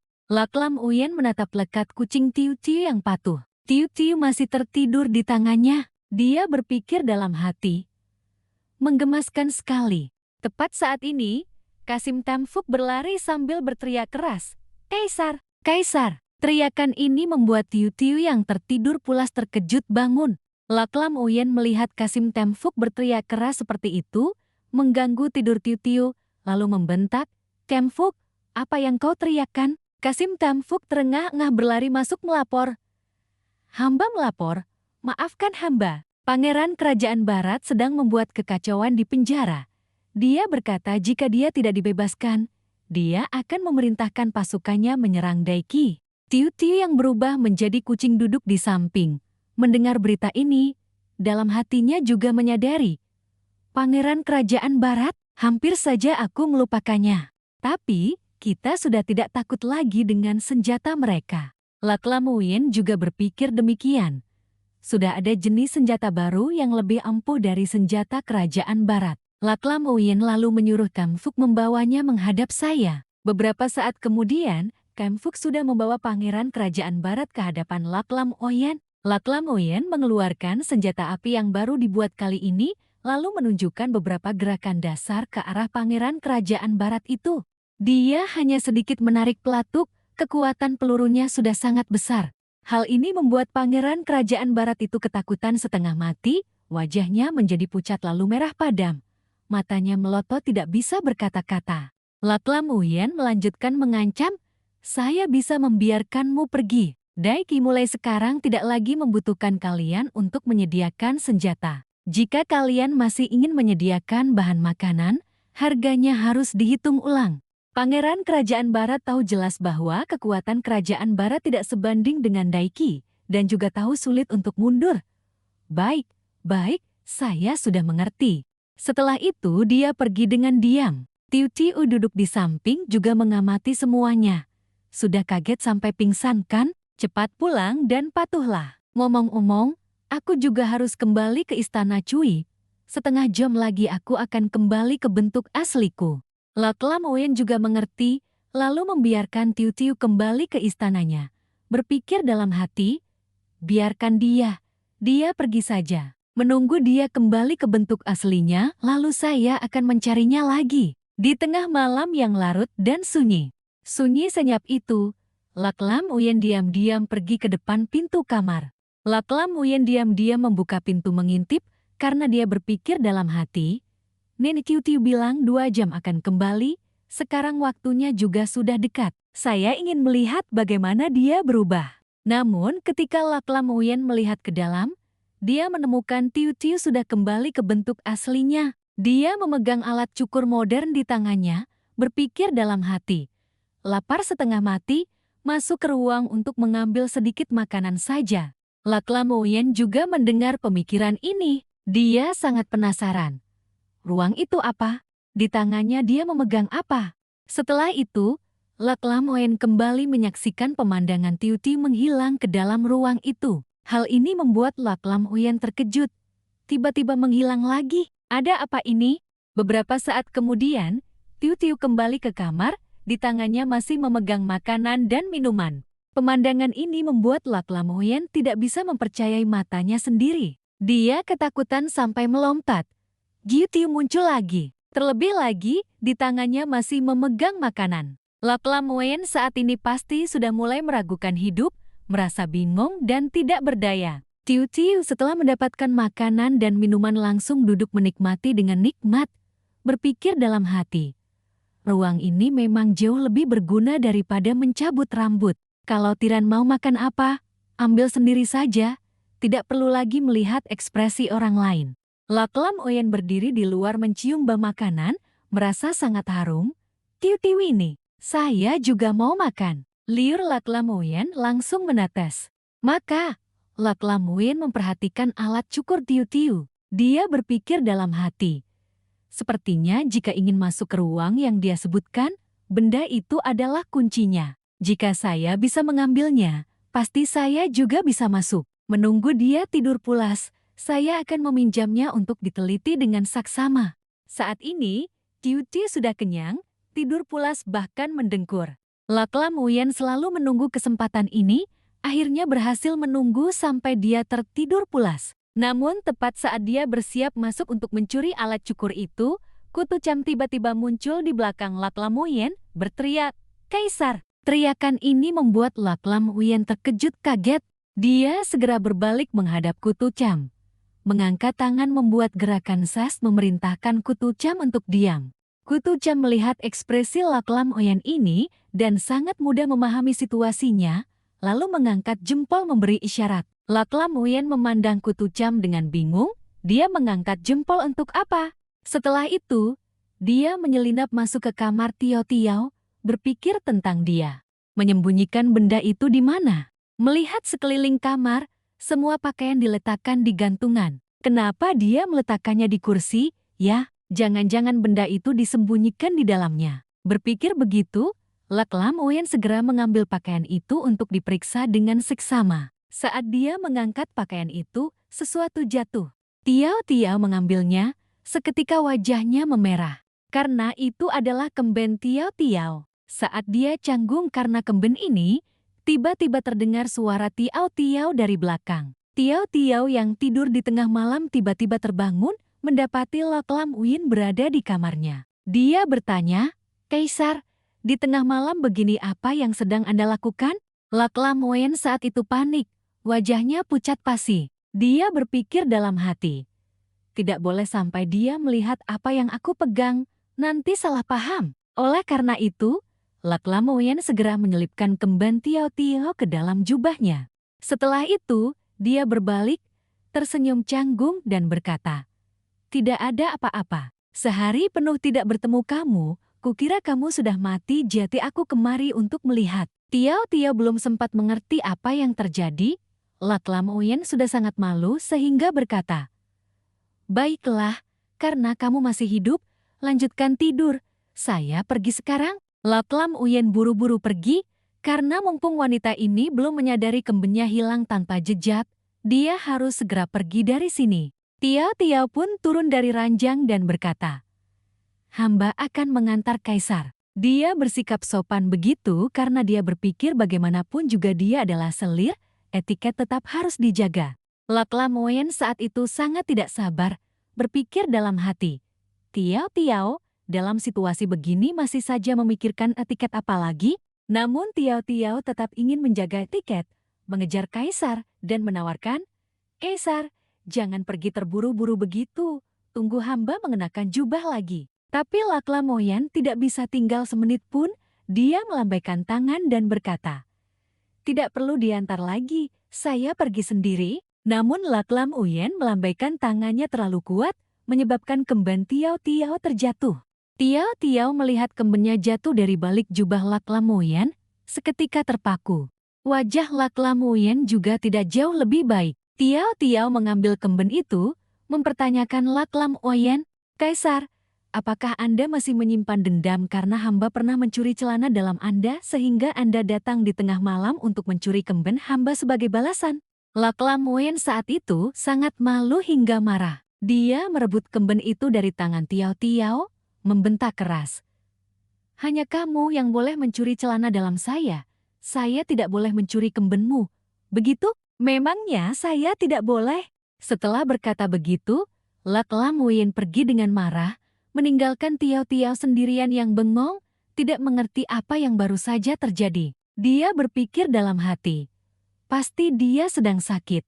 Adegan beralih keesokan paginya di istana Permaisuri. Seorang dayang sedang melayani Permaisuri minum teh. Permaisuri bertanya, "Kamu bilang melihat Kaisar keluar dari istana Cui membawa kemben?" "Betul, Permaisuri, hamba melihatnya dengan sangat jelas." Permaisuri berpikir dalam hati, "Astaga, benar-benar mata dan telinga ada di mana-mana di istana, bahkan hal seperti ini pun bisa ketahuan." Permaisuri setelah mengetahui berita ini tampak sangat kesal. Orang-orang di istana Cui ini benar-benar membuat pusing, sebelumnya Kutu Cam, sekarang Ning Tiao-Tiao. Saat itu, dayang di sampingnya kembali melaporkan, "Aduka, surat-surat dari keluarga para selir di istana bulan ini sudah semua masuk, hari ini akan dibagikan." Saat itu, Permaisuri tampaknya mendapat ide jahat lagi. Dia berpesan, "Saya ingat kasus ayah selir Shan adalah tanggung jawab ayah selirku. Tuanku selalu adil dan tidak memihak, pasti akan segera menyelidiki dengan jelas. Surat dari keluarga selir Shan pasti akan menyebutkan hal ini." Dayang itu bertanya dengan bingung, "Maksud Paduka adalah?" Permaisuri menjawab dengan penuh makna, "Tidak tahu apakah luka di wajah selir Shan sudah agak membaik." Adegan beralih ke istana selir Shan. Permaisuri datang mengunjunginya, bahkan memberikan sebotol obat dan berkata, "Luka di wajahmu tak kunjung sembuh, saya juga sangat merasa bersalah. Ini adalah salep penyembuh yang sangat efektif, coba saja gunakan." Selir Shan yang menerima perhatian dari Permaisuri, terus-menerus berterima kasih. "Hamba berterima kasih banyak atas perhatian Paduka Permaisuri. Sekarang hanya Paduka Permaisuri yang peduli pada hamba." Namun dalam hati Permaisuri pasti ada maksud tersembunyi. Dia berkata, Adik di istana ini melayani kaisar dan saya adalah saudara yang baik. Bagaimana mungkin kakak bisa begitu saja melihat wajah cantik adik ini berbekas luka? Saat itu, Dayang di samping Permaisuri segera melapor di depan Selir Shen.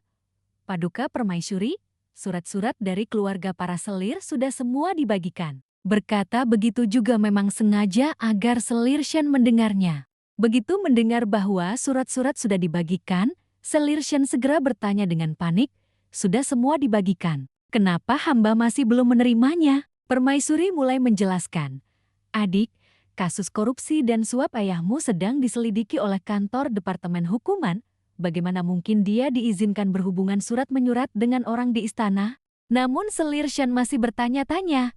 Jelas-jelas dalam surat bulan lalu ayah mengatakan masalah ini sudah diselidiki dengan jelas, tidak ada hubungannya dengan dia. Orang-orang Departemen Hukuman juga sudah membebaskannya pulang. Kenapa jadi begini? Saat itu, Permaisuri mulai memanipulasi mental Selir Shen. Apakah Departemen Hukuman akan mengampuni ayahmu atau tidak? Semuanya tergantung pada satu perkataan dari sensorku. Ayahmu demi masa depanmu ingin lepas dari kecurigaan. Ayah selirku tentu saja juga ingin demi masa depan putrinya untuk memperjelas segalanya. Istana Kekaisaran dan harem adalah satu kesatuan. Adik seharusnya memahami prinsip ini dengan baik. Selir Shen setelah mendengar perkataan ini, wajahnya mulai memucat. Dia berlutut di depan Permaisuri. Ayah hamba bersih. Paduka Permaisuri, bisakah Anda membantu hamba memohon kepada Kaisar? Permaisuri berkata, itu tidak boleh. Bagaimana bisa seorang permaisuri membantu mencari kaisar? Setelah itu, dia mulai mencari alasan. Jika sekarang kamu pergi menemui kaisar, bukankah itu berarti membohongi diri sendiri dan orang lain? Adik, haram tidak boleh ikut campur dalam urusan pemerintahan. Adik juga tahu itu. Selir Shen menjawab, tapi hamba juga tidak bisa hanya berdiam diri. Saat itu, permaisuri mulai menghasut Selir Shen. Kamu jangan terburu-buru. Secara logis, bukan berarti tidak ada cara. Jika selirku berbuat salah yang membuat kaisar marah, mungkin tuanku karena menyayangi putrinya tidak akan punya waktu lagi untuk berhitung dengan ayahmu. Mendengar permaisuri berkata begitu, Selir Shen mulai berpikir dalam hati, sekarang kaisar sepenuh hati tertuju pada wanita rendahan itu. Jati Tiao Tiao sudah lama tidak menemui selirku. Bagaimana caranya agar dia membuat kaisar marah? Ya, berpikir begitu, permaisuri segera mengedipkan mata memberi isyarat kepada Dayang di sampingnya untuk berbicara. Dayang itu berpura-pura membantu Selir Shen berdiri. Paduka Selir Shen, saat ini kaisar paling peduli pada pangeran di perut Selirwa. Jika terjadi sesuatu pada anak Selirwa dan ini berhubungan dengan selirku di kamar tengah, permaisuri saat itu berpura-pura maju, berpura-pura berwajah ramah. Dia menampar wajah Dayangnya, berpura-pura membentak keras. Kamu benar-benar kurang ajar. Pangeran itu adalah orang yang bisa kalian budak rendahan bicarakan sembarangan. Ya, berani-beraninya mengutuk. Kamu sudah bosan hidup? Ya, drama ini benar-benar dimainkan dengan sangat baik. Dayang itu juga bekerja sama berlutut sambil menangis. Paduka ampuni hamba salah bicara sesaat, tidak disengaja. Kedua orang ini benar-benar sedang berakting di depan Selir Shen, mengajarkan dia cara menjebak Tiao Tiao agar keguguran dan menyerat kutu cam. Benar-benar sekali mendayung, 2-3 pulau terlampaui. Permaisuri berpura-pura menghukum Dayang itu. Kamu sendiri pergi ke Departemen Hukuman dan terima 20 cambukan. Jika setelah ini kamu masih berani bicara sembarangan, saya sama sekali tidak akan mengampunimu. Benar-benar kejam tapi pura-pura berhati baik. Setelah itu, permaisuri berjalan mendekat membantu Selir Shen berdiri. Adik, ingat baik-baik, apapun yang terjadi, jangan menyentuh pangeran. Mengerti? Dalam hati Selir Shen sudah ada rencana jahat.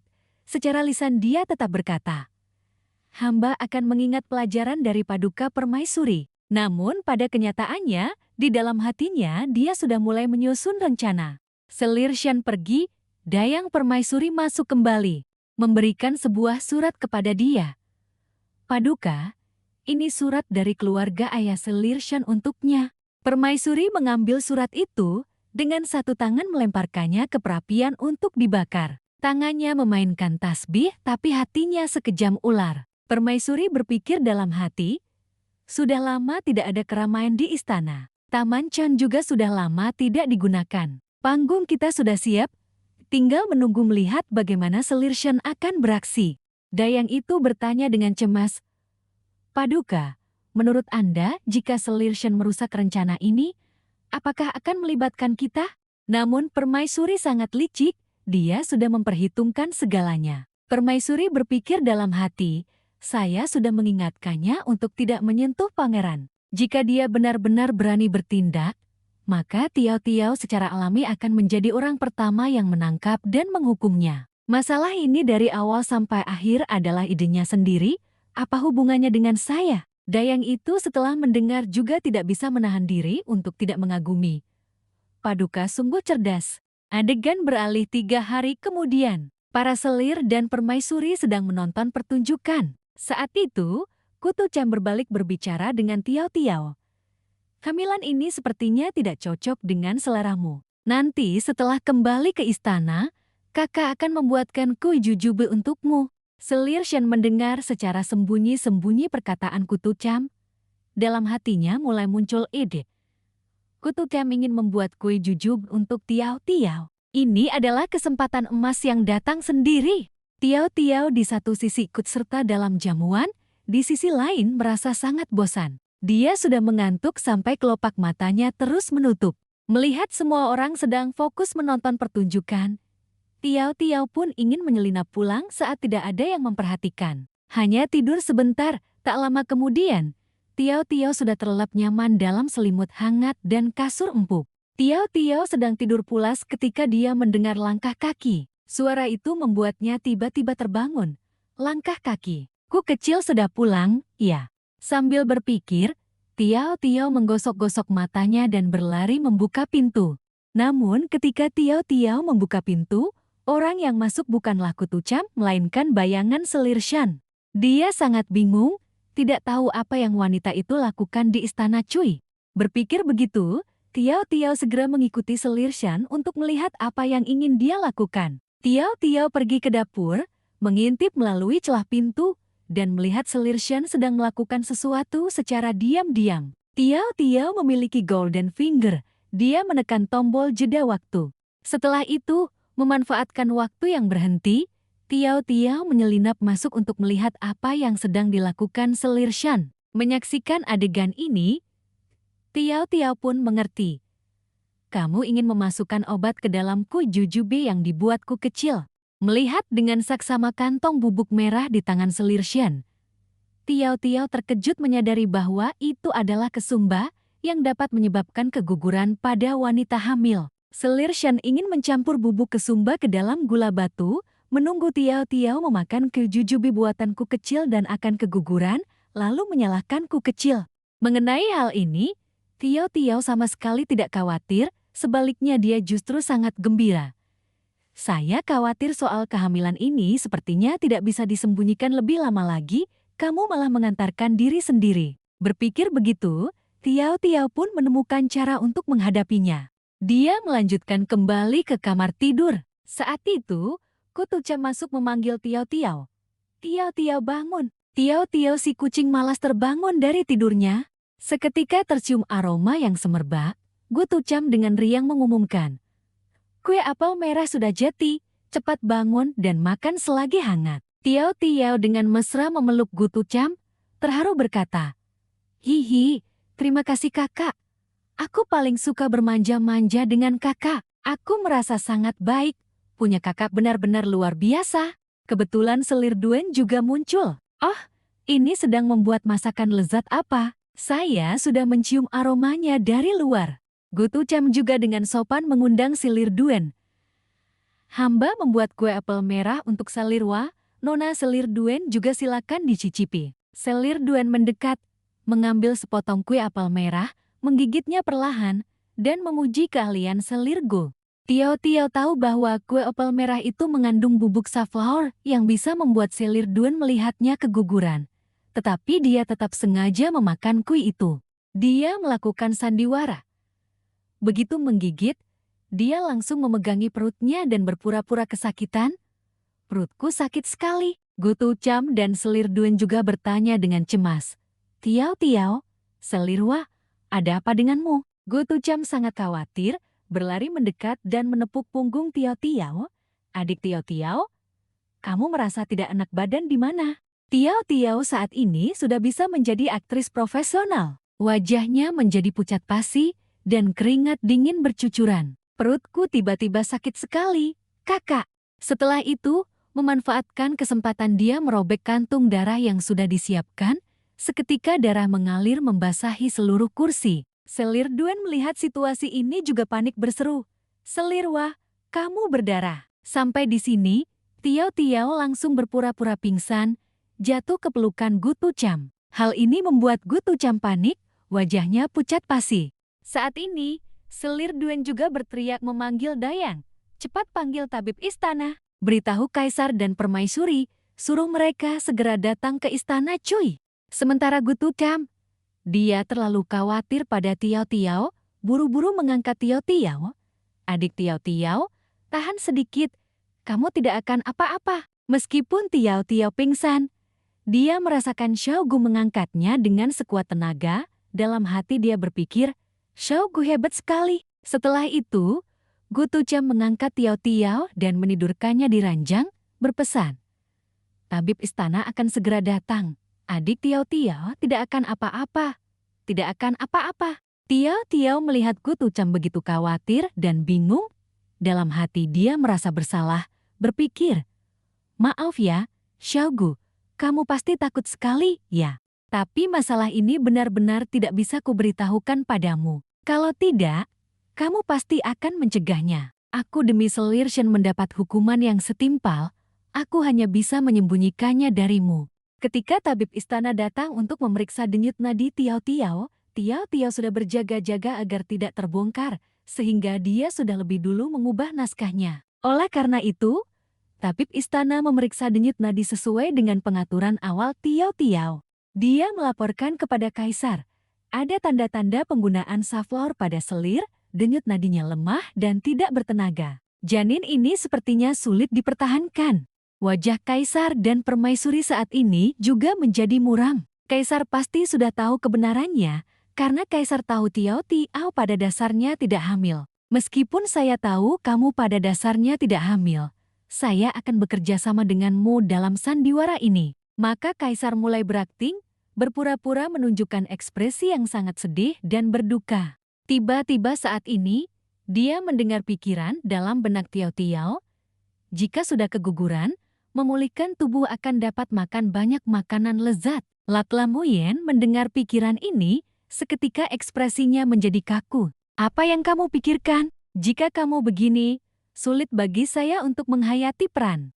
Permaisuri juga berpura-pura khawatir maju ke depan. Jelas-jelas sehat, kenapa bisa keguguran? Apakah Selir Wah makan sesuatu? Dalam hati, benar-benar kejam. Semua ini perbuatan dia, sekarang malah berpura-pura, sungguh memuakan. Selir Duen juga bersuara, itu kue apel merah buatan Selir Gu, hamba juga sudah makan sedikit. Gutu Cham yang berhati tulus, segera menjelaskan. Tidak mungkin, semua bahan kue apel merah ini hamba siapkan sendiri. Ini makanan Tiao Tiao, jadi hamba yang membuatnya. Kue apel merah itu sama sekali tidak mungkin bermasalah. Namun Selir Yun yang selalu membenci Gutu Cham, bagaimana bisa dengan mudah melewatkan kesempatan baik untuk menyingkirkan Gutu Cham seperti ini? Dia bersuara sinis.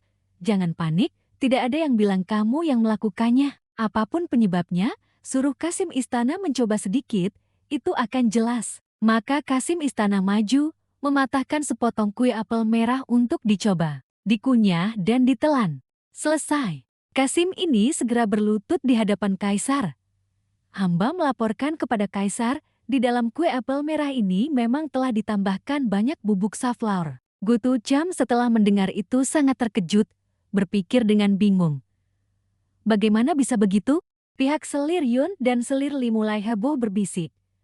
Mungkinkah Selir Gu melakukan hal semacam ini karena cemburu pada Selir Wah? Menurutku, ini pasti sudah direncanakan sejak awal. Dia sendiri yang menawarkan untuk tinggal bersama Selir Wah, ternyata ada niat ini. Di luar terlihat polos, tidak disangka begitu kejam.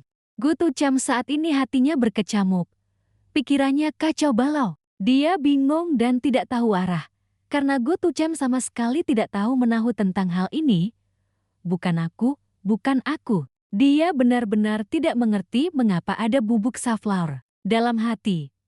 Bubuk safflower sangat mirip gula. Mungkinkah aku salah pakai? Mungkinkah aku benar-benar telah melukai Tiao Tiao? Gutu Cham saat ini mulai meragukan dirinya sendiri. Merasa waktunya telah tiba. Tiao Tiao membuka matanya. Selir Duen melihat itu lalu berkata, "Selirwa sudah sadar." Tiao Tiao setelah sadar mulai berakting, berpura-pura memegangi kepala, melihat sekeliling dan bertanya, "Ada apa ini? Mengapa semua orang ada di kamarku?" Setelah itu, mulai berpura-pura panik bertanya kepada Lak Lam Uyin. "Darah, hamba berdarah, Kaisar, anak kita baik-baik saja, kan?" Lak Lam Uyin melihat Tiao Tiao berakting seperti itu, dalam hati juga muncul ketertarikan. Dia berakting begitu bagus, saya juga tidak boleh kalah. Maka, Kaisar juga mulai bekerja sama, menggenggam tangan Tiao Tiao. Pandangannya penuh iba. Kita akan punya anak lagi nanti. Tiao Tiao dengan mata berkaca-kaca menatap Lak Lam Uyin. Apakah mungkin? Mengapa bisa? Mana anak hamba? Setelah itu, Tiao Tiao kembali berpura-pura gemetar meletakkan tangannya di perutnya. Jelas-jelas hamba masih bisa merasakan keberadaannya. Dalam hati, sungguh punya bakat akting. Permaisuri saat ini maju menghibur Selirwa. Kamu masih muda, nanti masih bisa punya anak. Saat ini, Tiao Tiao berpura-pura menangis deras, meraung-raung, "Anakku, anakku." Dia sambil menangis diam-diam mencubit pahanya agar air matanya lebih banyak keluar. Lak Lam Uyin yang duduk di samping melihat dengan jelas berpikir, berakting seperti itu agak berlebihan. Tiao Tiao menangis bukan karena merindukan anaknya, melainkan karena pahanya sakit sekali dicubit. Tapi apakah hanya menangis saja cukup menyedihkan? Atau membenturkan kepala ke dinding? Tidak bisa. Bagaimana kalau merusak otak? Atau membenturkan ke dada tiran saja? Lak Lam Uyin mendengar pikiran-pikiran ini juga kaget. Apa yang ingin kamu lakukan padaku? Namun sebelum Lak Lam Uyin sempat memikirkan cara menghindar, Tiao Tiao langsung menggunakan kepalanya yang keras untuk membentur dada Lak Lam Uyin. "Kaisar, kita kehilangan anak." Huhuhu. Lak Lam Uyin kesakitan setengah mati karena benturan itu. "Apakah kamu ingin membunuhku?" Namun dia tetap harus berpura-pura berakting menghibur. "Tiao Tiao, jangan menangis lagi. Uhuk-uhuk, saya pasti akan memberimu penjelasan." Tapi Tiao Tiao saat ini masih merasa belum cukup. Bagaimana kalau membenturkan sekali lagi? Tepat saat ini, Gutu Cham berlari menghampiri dan berlutut di hadapan Tiao Tiao, air mata berlinang. "Tiao Tiao, ini semua salahku. Jelas tidak ada apa-apa malah senang membuat kue apel merah." Tiao Tiao tentu tahu Gutu Cham tidak bermaksud menyakitinya. Dia dengan lembut menyeka air mata Gutu Cham. "Kakak jangan begitu. Aku tahu kakak tidak mungkin menyakitiku." Melihat ekspresi sedih Gutu Cham, dalam hati Tiao Tiao juga merasa bersalah, berbisik, "Maaf ya, Xiao Gu membuatmu sedih lagi." Setelah itu, Tiao Tiao berbalik memohon kepada Kaisar. "Kaisar, hamba memohon agar masalah ini diselidiki dengan tuntas untuk mengembalikan nama baik Gutu Cham." Ibu Suri di sisi lain juga bersuara dengan marah. Menyakiti pangeran adalah kejahatan besar. Masalah ini tidak hanya harus memberikan penjelasan kepada Selirwa, tetapi juga kepada leluhur. Dia menatap Selirgu dan berkata, "Sebaiknya kamu menjelaskan dengan jelas kejadian ini. Bagaimana bubuk safar itu bisa tercampur dalam makanan yang kamu buat untuk Selirwa?" Gutu Cham saat ini sangat panik, karena dia sendiri tidak tahu mengapa ada bubuk safflower di dalam kue apel merah itu. Saat ini, Selir Shan mulai melimpahkan semua tanggung jawab kepada Gutu Cham. Masalah ini terjadi di Istana Cui. Hamba berpendapat sebaiknya istana diperiksa terlebih dahulu untuk melihat apakah ada petunjuk. Permaisuri menatap Selir Shan, matanya penuh kepuasan dan pujian. Kaisar juga bekerja sama berkata, "Periksa Istana Cui dengan teliti, tidak ada yang boleh terlewatkan." Saat ini, Kiki membawa obat untuk Tiao Tiao. "Mona, Ini obat yang baru saja direbus tabib istana. Anda harus meminumnya agar tidak ada sisa energi janin yang dapat membahayakan tubuh Anda. Tiao melihat mangkuk obat, dalam hati merasa tidak tenang. Dia khawatir karena mangkuk obat ini terlihat sangat lezat, lagi pula dia tidak benar-benar keguguran, meminumnya mungkin akan ada efek samping. Tepat saat Tiao masih ragu, Kaisar sudah mengangkat mangkuk obat, langsung mengarahkannya ke mulut. Tiao, kenapa masih bengong? Cepat minum obatnya. Tiao meminum tegukan pertama, namun merasa ada yang tidak beres. Kemudian ada rasa asam manis. Rasanya begitu enak sampai Tiao tak bisa menahan diri untuk menjilat bersih tetesan terakhir di sendok. Maka, Lak Lamoyen tahu Tiao sedang berpura-pura berpikir, saya sengaja menyuruh orang menggantinya dengan air plom asam untuk Tiao minum. Tepat saat ini, terdengar suara langkah kaki yang tergesa-gesa. Itu Kasim Fook yang memimpin pasukan pengawal datang untuk melapor. Hamba melaporkan kepada Kaisar. Hamba sudah memimpin orang-orang selesai melakukan pemeriksaan. Selir Shan yang berdiri di samping mulai tersenyum. Dalam hati dia berpikir dengan bangga. Gutu Cam, kamu tamat. Sisa bubuk safflower semuanya sudah kusembunyikan di lemari pakaianmu. Kali ini semua orang pasti akan menemukan bukti. Kaisar juga buru-buru bertanya kepada Kasim Fook apakah ada yang ditemukan. Namun saat ini, Kasim Fook melaporkan sesuatu yang membuat Selir Shan terdiam membeku. Hamba melaporkan kepada Kaisar, hamba tidak menemukan bubuk safflower apapun di istana Cui, di kamar Selir Gu juga tidak ada. Hal ini membuat Selir Shan sangat terkejut. Dia mulai mendesak Kasim Fook. Bagaimana bisa tidak ada? Apakah kalian sudah mencari dengan teliti di lemari pakaian dan laci? Dalam hati, benar-benar mencari masalah sendiri. Permaisuri mendengar perkataan bodoh Selir Shan ini juga merasa tidak tenang. Sementara Tiao hanya sedikit menyeringai. Dalam hati Tiao sudah jelas. Kamu benar-benar bodoh, mengungkapkannya sendiri. Kamu menyembunyikan bubuk safflower di lemari pakaian Shagu. Aku sudah lebih dulu menyimpannya kembali ke lemari pakaianmu.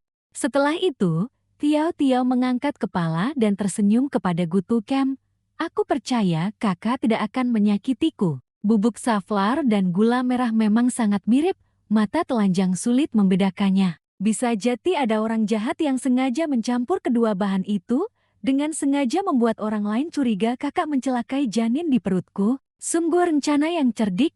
Sekali mendayung 2-3 pulau terlampaui. Gutu Cam juga menatapnya dengan liga, memanggil nama Tiao. Selir Duen saat ini mulai beranalogi.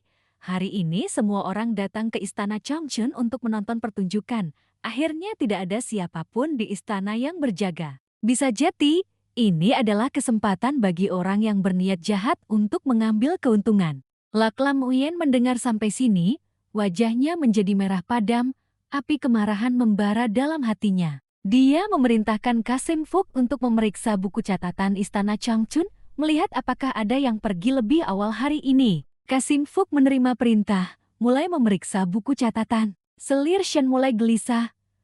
Buku catatan? Buku catatan apa?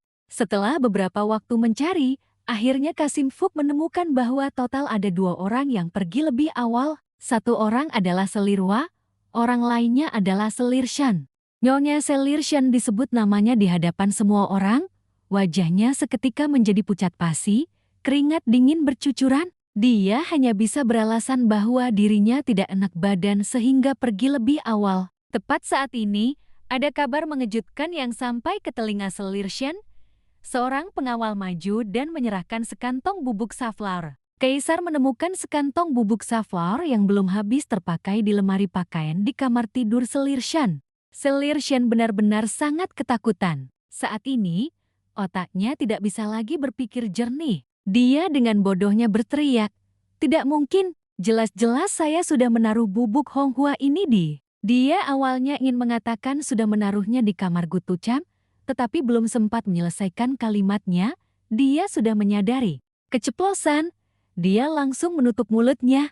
Tanpa ketakutan, matanya melotot, seluruh tubuhnya gemetar. Ning Tiu hanya dia menunggu kesempatan. Begitu kesempatan tiba, Ning Tiu langsung memulai aktingnya. Dia mulai menangis, berteriak ke arah Selir Shan. Hamba dan Selir Shan tidak punya dendam apapun. Meskipun nyonya membenci hamba, iri pada hamba, cukup targetkan hamba saja. Bayi ini tidak bersalah. Selir Shan tahu tidak bisa menyembunyikannya lagi, hanya bisa segera berlutut memohon ampun. Kaisar, hamba tidak sengaja. Kaisar, hamba hilaf sesaat. Mohon Kaisar mengampuni hamba kali ini. Laklamoyen juga memahami bahwa rencana ini diatur oleh Ning Ciutiu, tetapi tetap berkolaborasi dengannya untuk menampilkan sandiwara yang sempurna. Bagaimana mungkin Laklamoyen mengampuni Selir Shan? Dia mengulurkan tangan memeluk Ning Ciutiu untuk menghibur, lalu memarahi Selir Shan, pergi. Ning Ciutiu masih terisak-isak, sesenggukan di pelukan Laklamoyen. Selir Shan tahu memohon kepada Kaisar juga tidak berguna, hanya bisa beralih memohon kepada Permaisuri. Nyonya Permaisuri, selamatkan hamba. Bagaimanapun, dia diperintah oleh Permaisuri.